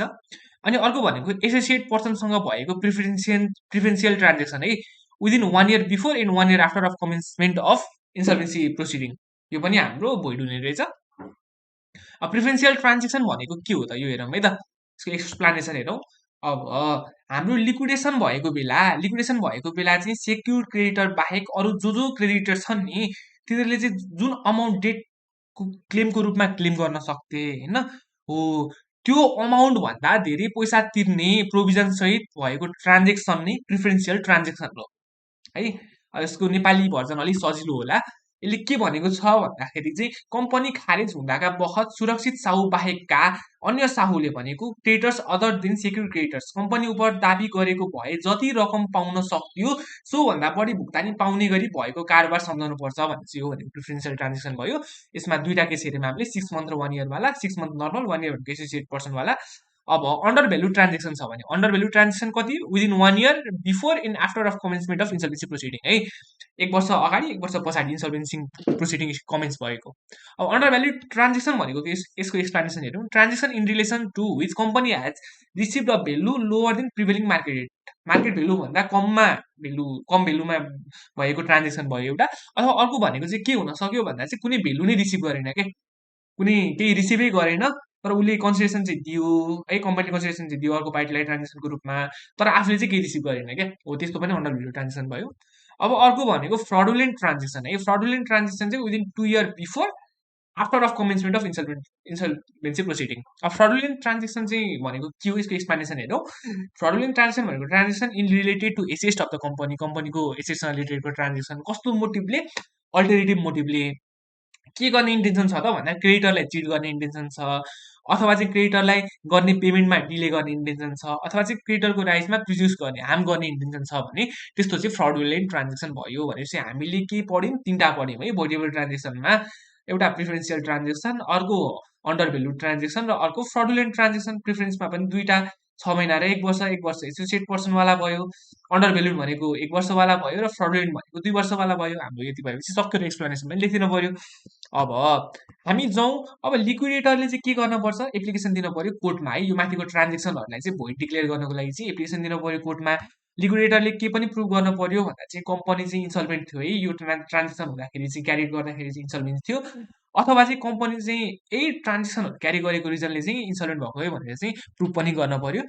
अब यदि कुनै एसोसिएटेड पर्सन चाहिँ इन्भल्भ छ भोइडेबल ट्रान्जेक्सनमा भने चाहिँ के प्रिज्युम गरिन्छ भन्दा चाहिँ त्यो कम्पनी चाहिँ त्यो टाइममा अलरेडी इन्सल्भेन्ट थियो भने प्रिज्युम गरिन्छ, अथवा चाहिँ त्यो ट्रान्जेक्सनले गर्दाखेरि चाहिँ कम्पनी चाहिँ इन्सल्भेन्ट भएको है भने चाहिँ प्रिज्युम गरिन्छ यदि एसोसिएट पर्सन चाहिँ इन्भल्भ भएको छ भने चाहिँ। तर अब यसमा चाहिँ दफा 60ले के भन्छ भन्दाखेरि चाहिँ अब एसोसिएट पर्सनले चाहिँ योसँग रिलेटेड म्याटरलाई चाहिँ प्रुभ गर्न सक्छ कि आफ्नो डिफेन्समा चाहिँ एसोसिएट पर्सनले चाहिँ के प्रुभ गर्न सक्छ भन्दा चाहिँ company was not insolvent when the transaction was carried on. Transaction हुँदाखेरि कम्पनी इन्सल्भेन्ट थिएन है भनेर एसोसिएट पर्सनले प्रुभ गर्न सक्यो। अब एसोसिएट पर्सनले चाहिँ कुनै पनि बेनिफिट चाहिँ डिराइभ गरेको छैन है भनेर प्रुभ गर्न सक्यो ट्रान्जेक्सनबाट। ट्रान्जेक्सन भए पनि। अनि अर्को भनेको चाहिँ कम्पनी चाहिँ अलरेडी इन्सल्भेन्ट थियो है, मैले यो बेनिफिट डिराइभ गर्दाखेरि चाहिँ कम्पनी अलरेडी इन्सल्भेन्ट थियो, यही बेनिफिट डिराइभ गरेको रिजनले चाहिँ कम्पनी इन्सल्भेन्ट भएको होइन भनेर पनि प्रुभ गर्न सक्यो। अथवा चाहिँ त्यहाँ चाहिँ कुनै पनि रिजन थिएन है, कुनै पनि रिजन छैन हाम्रो कम्पनी चाहिँ यो ट्रान्जेक्सनले गर्दाखेरि चाहिँ इन्सल्भेन्ट हुने कुनै पनि रिजन छैन, यसले सस्पेक्ट गर्ने कुनै पनि रिजन छैन, त्यो पनि उसले चाहिँ प्रुभ गर्न सक्यो हेर्दा आफ्नो डिफेन्समा चाहिँ। अब एसोसिएटेड पर्सन भनेको चाहिँ को हो त? यो चाहिँ दफा 2 को द डेफिनेसन सेक्सनमा आउँछ। एसोसिएट पर्सन भनेको को पर्सन भन्दा डाइरेक्टर, अफिसर, सेयर होल्डर, के को भन्दा कम्पनी विच हेज बिकम इन्सल्भेन्ट अथवा चाहिँ जुन चाहिँ होल्डिङ हो अथवा सब्सिडरी हो, यस्तो कम्पनीको होल्डिङ हो अथवा सब्सिडरी हो, तिनीहरूको डाइरेक्टर, अफिसर, सेयर होल्डर। र यसमा यो टर्मले के पनि इन्क्लुड गर्छ भन्दा यो जो छन् नि यिनीहरूको हस्बेन्ड, वाइफ, सन आफ्नो अथवा एडप्टेड, डटर आफ्नो अथवा adapted, father, mother, step mother, brother आफ्नो इल्डर अथवा यङ्गर के अरे ब्रदर, र अर्को भनेको सिस्टर, इल्डर सिस्टर अथवा यङ्गर सिस्टर है त। यो टर्म चाहिँ पर्यो हाम्रो एसोसिएटेड पर्सनमा। अब दफा 61ले के भनेको छ, कोर्टको पावर के छ त भोइडेबल ट्रान्जेक्सनसँग रिलेटेड भन्दाखेरि अब कोर्ट चाहिँ यदि सेटिस्फाइड छ द्याट एनी ट्रान्जेक्सन इज भोइडेबल हो भने सेटिस्फाइड छ भने चाहिँ कोर्टले के इस्यु गर्न सक्छ अर्डर। त्यो कन्सर्न पर्सनलाई चाहिँ कोर्टले के अर्डर गर्न सक्छ भन्दा चाहिँ लिक्विडेटरलाई चाहिँ सबै अथवा केही अमाउन्ट चाहिँ तिरै, त्यो ट्रान्जेक्सनसँग रिलेटेड चाहिँ सबै अथवा केही अमाउन्ट चाहिँ तिरै भनेर चाहिँ अर्डर गर्न सक्छ कन्सर्न पर्सनलाई, यो भोइडेबल ट्रान्जेक्सन रिलेटेड कम्पनीले तिरेको केही अमाउन्ट अथवा सबै अमाउन्ट फिर्ता गरिदियो भनेर। अर्को के गर्न सक्छ भन्दाखेरि चाहिँ यो कन्सर्न पर्सनलाई चाहिँ लिक्विडेटरलाई चाहिँ एसेस्टहरू चाहिँ ह्यान्डओभर गर है, लिक्विडेटरलाई एसेस्ट ह्यान्डओभर गर, जुन चाहिँ ट्रान्जेक्ट भएको थियो एसेस्ट ह्यान्डओभर गर, यदि त्यो एसेस्ट तँसँग छैन भने त्यो एसेस्टको अमाउन्ट इक्विभ्यालेन्ट ह्यान्डओभर गर भनेर चाहिँ के गर्न सक्छ भन्दाखेरि चाहिँ अर्डर गर्न सक्छ त्यो कन्सर्न पर्सनलाई। अब अर्को के अर्डर गर्न सक्छ भन्दाखेरि चाहिँ त्यो कम्पनीले अब्टेन गरेको डेट जुन छ नि यो ट्रान्जेक्सनको थ्रुबाट कम्पनीले कुनै डेट अब्टेन गर्यो अथवा चाहिँ कुनै कोलाट्रल ग्यारेन्टीहरू चाहिँ फरेन्स गर्यो कम्पनीले भने चाहिँ त्यस्तो डेटहरू चाहिँ फुल्ली अथवा पार्सियली रेमिटेड अथवा रिलिज हुन अर्डर गर्न सक्छ है त। छुट अथवा मुक्त गरिदियो त्यो डेटलाई भनेर चाहिँ कम्पनीले अर्डर गर्न सक्छ, सरी कोर्टले अर्डर गर्न सक्छ यदि कम्पनीले कुनै डेट लिएको छ अथवा कोलाट्रल अथवा ग्यारेन्टी फरेन्स गरेछ त्यो डेट लिँदाखेरि भने। अब यदि अर्को के अर्डर गर्न सक्छ भन्दा चाहिँ कुनै यो कम्पनी र कुनै पनि पर्सन बिच चाहिँ के जस्तै एग्रिमेन्ट भयो, रेमिसन अथवा असाइनमेन्ट भयो, कम्पनी र कुनै पनि पर्सन बिच एग्रिमेन्ट भयो, असाइनमेन्ट भयो अथवा रेमिसन भयो भने, अनि र यो चाहिँ केबाट अराइज भइरहेछ भन्दा भोइडेबल ट्रान्जेक्सनबाट अराइज भइरहेछ भने यस्तो रेमिसन, असाइनमेन्ट र एग्रिमेन्टलाई चाहिँ कोर्टले के गर्छ भन्दा भोइड, इनअपरेटिभ र अनइन्फोर्सेबल बनाउनको लागि चाहिँ अर्डर गर्छ है त कोर्टले। कोर्टले यो अर्डर गर्न सक्छ, यो पनि इम्पोर्टेन्ट छ, 5 मार्क्समा सोधिन सक्छ, याद गर्न पर्यो। 4 पोइन्ट छ, यो अर्डरवाला यो 2टा पोइन्ट भयो, यो अर्को छुटमुक्तवाला अर्को पोइन्ट भयो, र रेमिसन असाइनमेन्ट एग्रिमेन्टलाई अनइन्फोर्सेबल भोइड बनाउने अर्को पोइन्ट भयो है त। ल अब कोर्टले के पनि इस्यु गर्न सक्छ भन्दा अरू एडिसनल अर्डरहरू पनि इस्यु गर्न सक्छ। यो माथिका अर्डरहरू जुन छन् नि 4 अर्डर, यसलाई इन्फोर्स गर्नको लागि कुनै अरू एडिसनल अर्डर चाहियो भने त्यो पनि इस्यु गर्न सक्छ भनेको छ। अब दफा 62ले के भनेको छ भन्दा any creditor pays any amount liquidator in relation to preferential transaction, माथिको प्रिफरेन्सियल ट्रान्जेक्सनसँग रिलेटेड कुनै पनि क्रेडिटरले कुनै पनि अमाउन्ट लिक्विडेटरलाई तिर्यो भने मेड विथ द कम्पनी के अरे कोर्टको अर्डरमा चाहिँ कुनै पनि क्रेडिटरले प्रिफरेन्सियल ट्रान्जेक्सनसँग रिलेटेड चाहिँ लिक्विडेटरलाई पैसा तिर्यो भने अथवा कुनै अरू रिजनले तिर्यो भने त्यो क्रेडिटरले चाहिँ के गर्न सक्छ, त्यो अमाउन्ट चाहिँ क्लेम गर्न सक्छ अरे, is a debt claim against the company in liquidation हुँदाका बखत चाहिँ क्लेम गर्न सक्छ भनेको छ है त। यो दफा 62 भयो। मेन इम्पोर्टेन्ट भनेको यहाँ दफा 61 हो। दफा 61 र यो इम्पोर्टेन्ट चाहिँ यो 10 मार्क्समा सोधिन सक्छ कहिलेकै, र यो माथिको दफा हाम्रो 59 है त। यो दुईटा भेरी भेरी भेरी इम्पोर्टेन्ट हो, यो याद गर्नु पर्यो है त यो च्याप्टरबाट। अब हामी च्याप्टर 8 सुरु गरौँ। इन्सल्भेन्सी प्र्याक्टिस, रेगुलेसन एन्ड एडमिनिस्ट्रेसन देयरअफ भनेको छ। यसको च्याप्टर 8 को दफा 63ले के भन्छ भन्दाखेरि चाहिँ इन्सल्भेन्सी प्र्याक्टिस चाहिँ लाइसेन्स बिना चाहिँ क्यारी आउट गर्न प्रोहिबिसन लगाएको छ भनेको छ। No person shall operate insolvency practice without operating license, license operate नगरी चाहिँ हाम्रो इन्सल्भेन्सी प्र्याक्टिस क्यारी आउट गर्न भएन। लाइसेन्स कोबाट अपरेट गर्ने, अफिसबाट अपरेट गर्ने। अफिस भनेको के हो हामीले सुरुमै हेरिसकेका छौँ। Person without licence cannot be operated, licence बिनाको मान्छे चाहिँ इन्क्वायरी अफिसरको रूपमा, रिस्ट्रक्चर मेनेजरको रूपमा अथवा चाहिँ हाम्रो लिक्विडेटरको रूपमा चाहिँ अपोइन्टेड हुन सक्दैन भनेर छ। अब कुनै पनि अनलाइसेन्स पर्सन चाहिँ अपोइन्ट भयो भने चाहिँ सच अपोइन्टमेन्ट चाहिँ इप्सो फ्याक्टो भोइड हुन्छ है त, त्यस्तो अपोइन्टमेन्ट इप्सो फ्याक्टो भोइड हुन्छ। अब यदि कुनै पनि मान्छेले चाहिँ यो लाइसेन्स अब्टेन नगरी नै अपरेट गर्यो भने चाहिँ त्यो चाहिँ अफेन्स हुन्छ, दफा 72 अनुसार त्यो अफेन्सको रूपमा हुन्छ र फाइन पनि हुनसक्छ 10,000 देखि 50,000सम्म है, 10,000 देखि 50,000सम्म फाइन हुन सक्यो। अब दफा 64ले के भनेको छ हेरौँ है। दफा 64ले के भनेको छ भन्दाखेरि कुनै पनि मान्छे जो चाहिँ यो लाइसेन्स अब्टेन गर्न डिजायरस छन् उनले चाहिँ के गर्न पर्यो, एप्लिकेसन दिन पर्यो है त। कहाँलाई एप्लिकेसन दिन पर्यो, अफिसलाई एप्लिकेसन दिन पर्यो, अलङ विथ प्रिस्क्राइब फ्री र प्रिस्क्राइब फर्मेट चाहिँ एप्लिकेसन दिन पर्यो। अब अफिसले चाहिँ त्यो एप्लिकेसन रिसिभ गरिसकेपछि यदि उसले अफिसलाई एप्रोप्रिएट लाग्यो भने लाइसेन्स चाहिँ प्रिस्क्राइब फर्मेटमा इस्यु गर्न सक्छ अफिसले। त्यो लाइसेन्स चाहिँ रिन्यू हुनु पर्यो, इट्स प्रिस्क्राइब भनेको छ है त। अब कस्तो कस्तो मान्छेले चाहिँ यो लाइसेन्सको लागि चाहिँ एप्लिकेसन दिन सके, त्यसको क्वालिफिकेसन हेरौँ है, यो इम्पोर्टेन्ट छ। क्वालिफिकेसन अफ इन्सल्भेन्सी प्र्याक्टिसनर भनेर सोधिन सक्छ। अब कस्तो कस्तो मान्छेले चाहिँ दिन सक्यो भन्दाखेरि चाहिँ 35 वर्षको एज कम्प्लिट गरेको हुनु पर्यो, प्रिस्क्राइब एसोसिएसन प्रोफेसनल एसोसिएसनको मेम्बर हुनु पर्यो, नेपालमा नर्मल प्लेस अफ एबोर्ड हुनु पर्यो, नेपालमा बस्ने हुनु पर्यो है, अनि इन्सल्भेन्सी प्र्याक्टिस क्यारी गर्नको लागि कम्पिटेन्ट मान्छे हुनु पर्यो र एटलिस्ट ब्याचलर डिग्री चाहियो है। केमा भन्दा कमर्सियल लमा चाहियो, कमर्समा, म्यानेजमेन्टमा, अकाउन्टमा, अथवा चाहिँ कुनै अरू प्रिस्क्राइब फिड रिकगनाइज युनिभर्सिटी अनुसार चाहिँ एटलिस्ट ब्याचलर डिग्री चाहियो है त। यो चाहिँ क्वालिफिकेसन भयो, यस्तो मान्छेले चाहिँ एप्लाई गर्न सक्थ्यो इन्सल्भेन्सी प्र्याक्टिसनरको रूपमा। अब यो इन्सल्भेन्सी प्र्याक्टिसनर जो छ नि, जस्तै अफिसले लाइसेन्स दिइसकेपछि जो इन्सल्भेन्सी प्र्याक्टिसनर भयो, यदि उसले चाहिँ आफ्नो ड्युटीहरू चाहिँ डिस्चार्ज गर्नको लागि चाहिँ फेल गर्यो, ऊ चाहिँ असक्षम रह्यो, आफ्नो यो एक्टले भनेको फङ्सन्स ड्युटिजहरू चाहिँ डिस्चार्ज गर्न असक्षम भयो भने चाहिँ त्यो चाहिँ दफा 72 अनुसार अफेन्सको रूपमा गनिन्छ र त्यो ड्यु टु दिस फेलियर यदि कुनै पनि कम्पनी अथवा क्रेडिटर, कुनै कम्पनी क्रेडिटर, यो हाम्रो कम्पनी क्रेडिटरलाई अथवा कन्सर्न पार्टीलाई चाहिँ कुनै लस सफर गर्यो भने चाहिँ के गर्नु पर्यो, त्यो लसलाई कम्पेन्सेसन गर्न पर्यो इन्सल्भेन्सी प्र्याक्टिसनरले, र उसलाई चाहिँ फाइन 5 लाखसम्म लाग्न सक्छ है त। यो दफा 72 को 5 ले भन्छ, फाइन 5 लाखसम्म लाग्न सक्यो है त।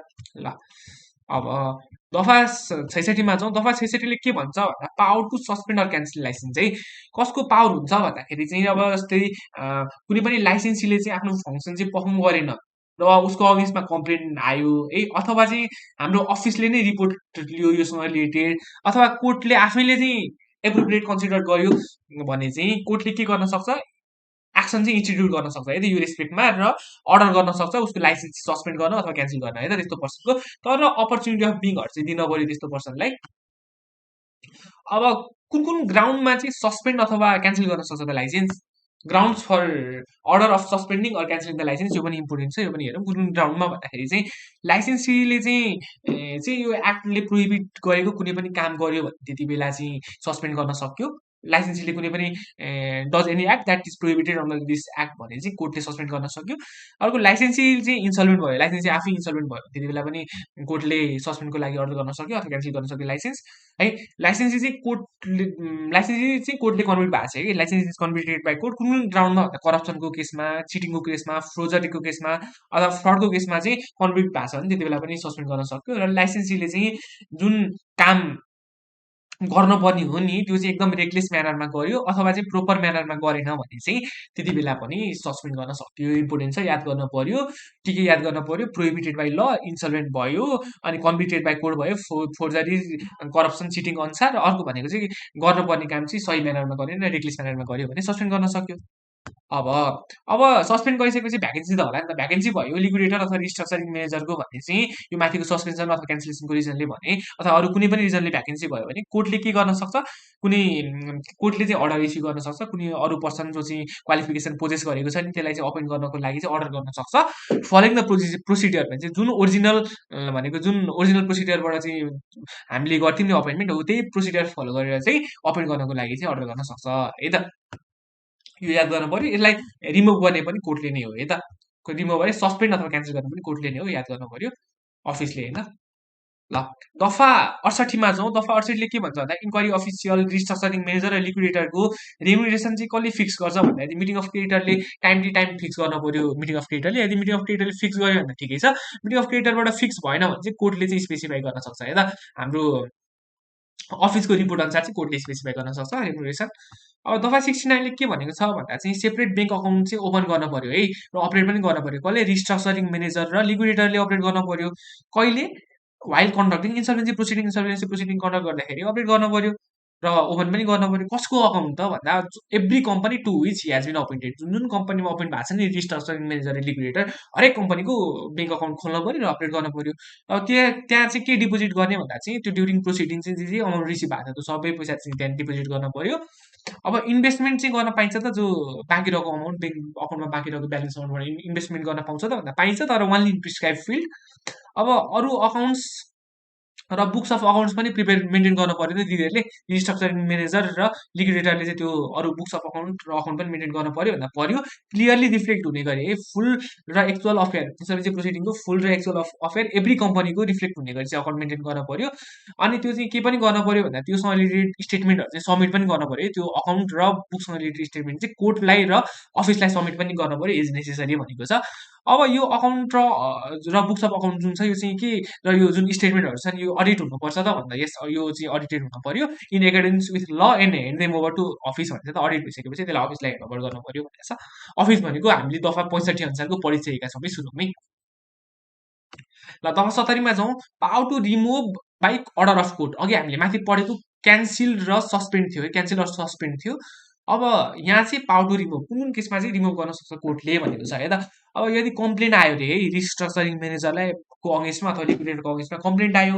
के भन्ने कम्प्लेन आयो भने चाहिँ यिनीहरूले चाहिँ यो एक्ट अनुसार काम गर्न सकेनन् काम गर्नलाई फेल गरे यिनीहरूले है इन्सुरेन्स प्रोसिडिङ क्यारी आउट गर्दाखेरि चाहिँ यिनीहरूले चाहिँ काम गर्न सकेनन् काम गर्न यो एक्ट अनुसारको काम गर्न सकेनन् अथवा चाहिँ उनीहरूको कन्डक्ट चाहिँ यो एक्टको अगेन्स्टमा गयो that conduct is found to be contrary of this act भनेपछि यस्तो केसमा कम्प्लेन्ट आयो भने कोर्टले के गर्न सक्छ अर्डर दिन सक्छ के को गर्नलाई लिक्विडेटर अथवा रिस्ट्रक्चर म्यानेजरलाई रिमुभ गर्नको लागि तर अपर्च्युनिटी अफ बिङ हर्ट चाहिँ दिनु पर्यो है अब दफा 71मा जाउँ दफा 71ले के भन्छ भन्दा यदि कोर्ट र अफिसले चाहिँ रिस्ट्रक्चरिङ म्यानेजर अथवा लिक्विडेटरलाई चाहिँ तिनीहरूले लिएको एक्सन बारे चाहिँ सोध्यो भने चाहिँ दे सेल रिप्लाई प्रम्पली भनेको छ त उनीहरूले प्रम्पली रिप्लाई गर्नु पर्यो भनेको छ हाम्रो यो अहिले मैले भनेको दफा 71मा चाहिँ यहाँ थोरै अमेन्डमेन्ट आएको छ है अमेन्डमेन्ट आएको छ यो चाहिँ हेरौँ है यो माथिको चाहिँ सर्टकट भयो अब यहाँ तल यसले के भनेको छ हेरौँ है त अब यसले के भनेको छ एक्जिस्टिङमा माथि मैले भनेकै कुरा छ अब चेन्ज के भयो भन्दा चाहिँ यस एन्ड बमोजिम कम्पनीको पुनर्संरचना कार्यक्रम कार्यान्वयन गर्दा इम्प्लिमेन्टिङ हाम्रो रिस्ट्रक्चरिङ प्रोग्राम वा दामासाही सम्बन्धमा गरेको कुनै निर्णय काम कारबाही कम्पनीको वित्तीय कारोबारको सम्बन्धमा अदालतले कार्यालय वा कुनै साहुले भनेको एनी क्रेडिटरले कुनै सूचना वा जानकारी मागेको सम्बन्धित जाँचबुझ अधिकारी पुनर्संरचना व्यवस्थापक वा लिक्विडेटरले सम्बन्धित अदालत कार्यालय वा साहुलाई अविलम्ब त्यस्तो सूचना वा जानकारी दिनुपर्नेछ भनेको छ पहिला चाहिँ हाम्रो के थियो भन्दा चाहिँ पुनर्संरचना व्यवस्थापक वा लिक्विडेटरले गरेको काम कारवाही सम्बन्धमा अदालत वा कार्यालयले कुनै कुरा सोध्दैमा निजले अविलम्ब जवाफ दिनुपर्नेछ भनेको थियो अब के पनि थप्यो भन्दा साहु भनेपछि क्रेडिटर पनि थप्यो होइन कुनै क्रेडिटरले पनि माग्न सक्यो जवाफ दिनको लागि अनि यसमा अलिकति लामो के बनाइदियो भन्दाखेरि चाहिँ के कुरामा माग्न सक्छन् भनेर चाहिँ बनाइदियो है यसले जस्तै हाम्रो रिस्ट्रक्चरिङ प्रोग्राम इम्प्लिमेन्ट गर्दा भनेको छ है अनि अर्को भनेको के भन्ने छ भन्दा चाहिँ यो लिक्विडेसनसँग रिलेटेड कुनै काम कारवाही छ भने त्यो भनेको छ अनि अर्को भनेको चाहिँ हाम्रो फाइनेन्सियल डिसिजनसँग रिलेटेड हाम्रो एक्सन्स के पर्फर्म गर्यो कम्पनीको फाइनेन्सियल ट्रान्जेक्सनहरूसँग रिलेटेड त्यस्तोसँग रिलेटेड चाहिँ हाम्रो इन्क्वायरी अफिसर रिस्ट्रक्चरिङ म्यानेजर अथवा चाहिँ लिक्विडेटरलाई चाहिँ सोध्न सक्छन् हाम्रो इन्फर्मेसन माग्न सक्छन् र उनीहरूले चाहिँ प्रम्पली दिन पर्यो भनेको छ है त यहाँ क्रेडिटर भएछ यहाँ अथोरिटी भनेको छ यहाँ अथोरिटी भन्दा नि यहाँ क्रेडिटर बनाऊ है ल यो अमेन्डमेन्ट भयो खासै केही चेन्ज छैन भावना त्यही छ अलिकति लम्ब्याएको मात्रै हो है त क्रेडिटरले पनि माग्न सक्ने रहेछ भन्ने बनाएको मात्रै हो ल अब च्याप्टर 9 हेरौँ हामी च्याप्टर 9ले मिसलिनियस कुराहरू गर्छ यसको इम्पोर्टेन्ट कुरा भनेको दफा 72 अफेन्स एन्ड पनिसमेन्ट भनेको छ अब अलरेडी हामीले कभर गरेको अफेन्स र पनिसमेन्टहरू म याद दिलाउँछु है त act is insolvency practitioner without license एउटा अफेन्स हो भनेको थियो नि लाइसेन्स बिना चाहिँ इन्सल्भेन्सी प्र्याक्टिसनरको रूपमा एक्ट गर्ने र यसको फाइन पनि 10,000 देखि 50,000 भनेर अलरेडी हामीले कभर गरिसकेका थियौँ अनि अर्को हामीले कभर गरेको भनेको चाहिँ कम्पनीको डाइरेक्टरले चाहिँ हाम्रो त्यो एउटा जुन रिपोर्ट सबमिट गर्न पर्थ्यो दफा 16 अनुसार त्यो दफा 16 अनुसारको रिपोर्ट चाहिँ सबमिट गरेन कोर्टलाई है के को रिपोर्ट भन्दा फाइनेन्सियल कन्डिसन र ट्रान्जेक्सन कम्पनीको फाइनेन्सियल कन्डिसन र फाइनेन्सियल ट्रान्जेक्सन कस्तो छ त्योसँग रिलेटेड एउटा रिपोर्ट सबमिट गर्न पर्थ्यो त्यो रिपोर्ट सबमिट गरेन भने त्यो चाहिँ एउटा अफेन्स हो है भनेर हामी दफा 16मै पढेका थियौँ र त्यो फाइन पनि 50,000 रुपियाँ हो 50,000 हुनसक्छ भनेर चाहिँ हामीले यो पनि कभर गरिसकेका थियौँ र अर्को भर्खरै कभर गरेको भनेको चाहिँ इन्सल्भेन्सी प्र्याक्टिसनरले चाहिँ आफ्नो ड्युटिज फङ्सन्सहरू चाहिँ गुड फेथमा चाहिँ के गर्यो डिस्चार्ज गर्न फेल गर्यो है यो एक्टले रिक्वायर गरे अनुसार डिस्चार्ज गर्न फेल गर्यो र जस्ट रिजनले गर्दाखेरि चाहिँ कम्पनीलाई क्रेडिटरलाई अथवा कन्सर्न पार्टीलाई चाहिँ लस सफर गर्छ भने चाहिँ त्यो अफेन्स हो र त्यसको केसमा के हुन्छ भन्दा कम्पेन्सेसन त्यो लसको कम्पेन्सेसन पनि इन्सल्भेन्सी प्र्याक्टिसनरले बियर गर्न पर्यो र फाइन पनि 5 लाखसम्म चाहिँ इन्सल्भेन्सी प्र्याक्टिसनरले बियर गर्न पर्यो है त ल फाइन पनि 5 लाखसम्म बियर गर्न पर्यो। यो पनि हामीले अलरेडी कभर गरिसकेका थियौँ। हामीले तिनवटा अफेन्स त अलरेडी, तिनवटा अफेन्स र तिनवटा पनिसमेन्ट अलरेडी कभर गरिसकेका रहेछौँ। अब रिमेनिङमा जाउँ। कम्पनीको डाइरेक्टरले चाहिँ डेलिबरेटली कन्सिल गर्यो अरे के, फ्याक्ट कन्सिल गर्यो अरे। केसँग रिलेटेड फ्याक्ट भन्दा चाहिँ कम्पनी चाहिँ इन्सल्भेन्ट भयो अथवा कम्पनी चाहिँ इन्सल्भेन्ट हुन लागेको छ भन्ने फ्याक्ट कन्सिल गर्यो भने चाहिँ यो चाहिँ एउटा अफेन्स भयो। अब यसको फाइन भनेको चाहिँ 2 लाख रुपियाँसम्म चाहिँ लाग्न सक्छ फाइन है। अनि यो फाइन चाहिँ पर्सनल्ली डाइरेक्टरले बेयर गर्नु पर्यो है त।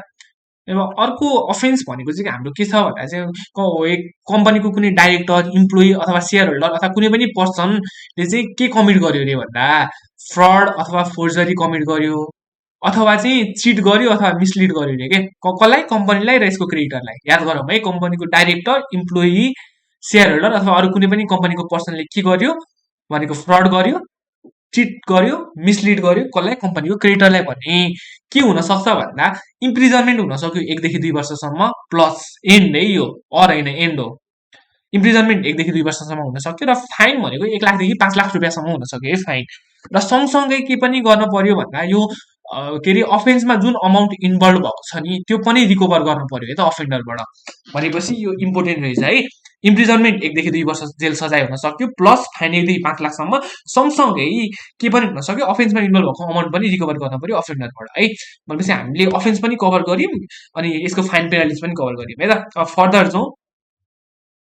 हामी फर्दर कतिमा जाउँ भन्दा दफा 73 मा जाउँ। यसले के भनेको छ भन्दा where any person appears to have committed any of the above offence, यो माथिको अफेन्स चाहिँ कुनै पनि पर्सनले कमिट गरेको भेट्यो भने चाहिँ लिक्विडेटर, अफिस अथवा कन्सर्न पर्सनले चाहिँ कुनै कन्सर्न पार्टीले चाहिँ केस फाइल गर्न सक्छन् कन्सर्न कोर्टमा है त।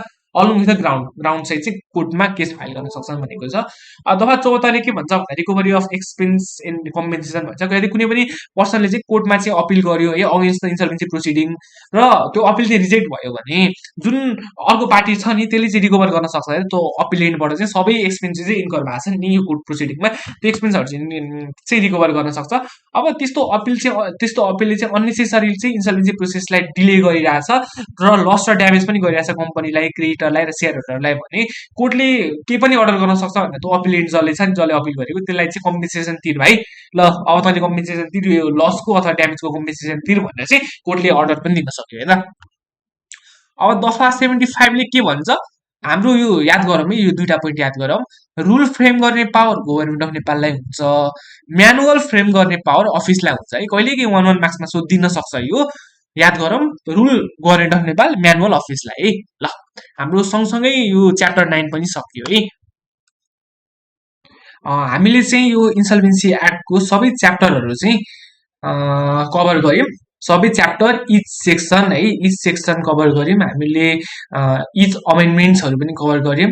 सबै हामीले के को थ्रुबाट गर्यौँ भन्दा चार्ट्सको थ्रुबाट चाहिँ हामीले हेऱ्यौँ। सबै सेक्सनहरू पनि कभर गर्यौँ। अब म यो नोटहरू चाहिँ म डिस्क्रिप्सनमा राखिदिनेछु। ल यो सँगसँगै हाम्रो इन्सल्भेन्सी एक्ट पनि सकिएको छ। हस्, धन्यवाद।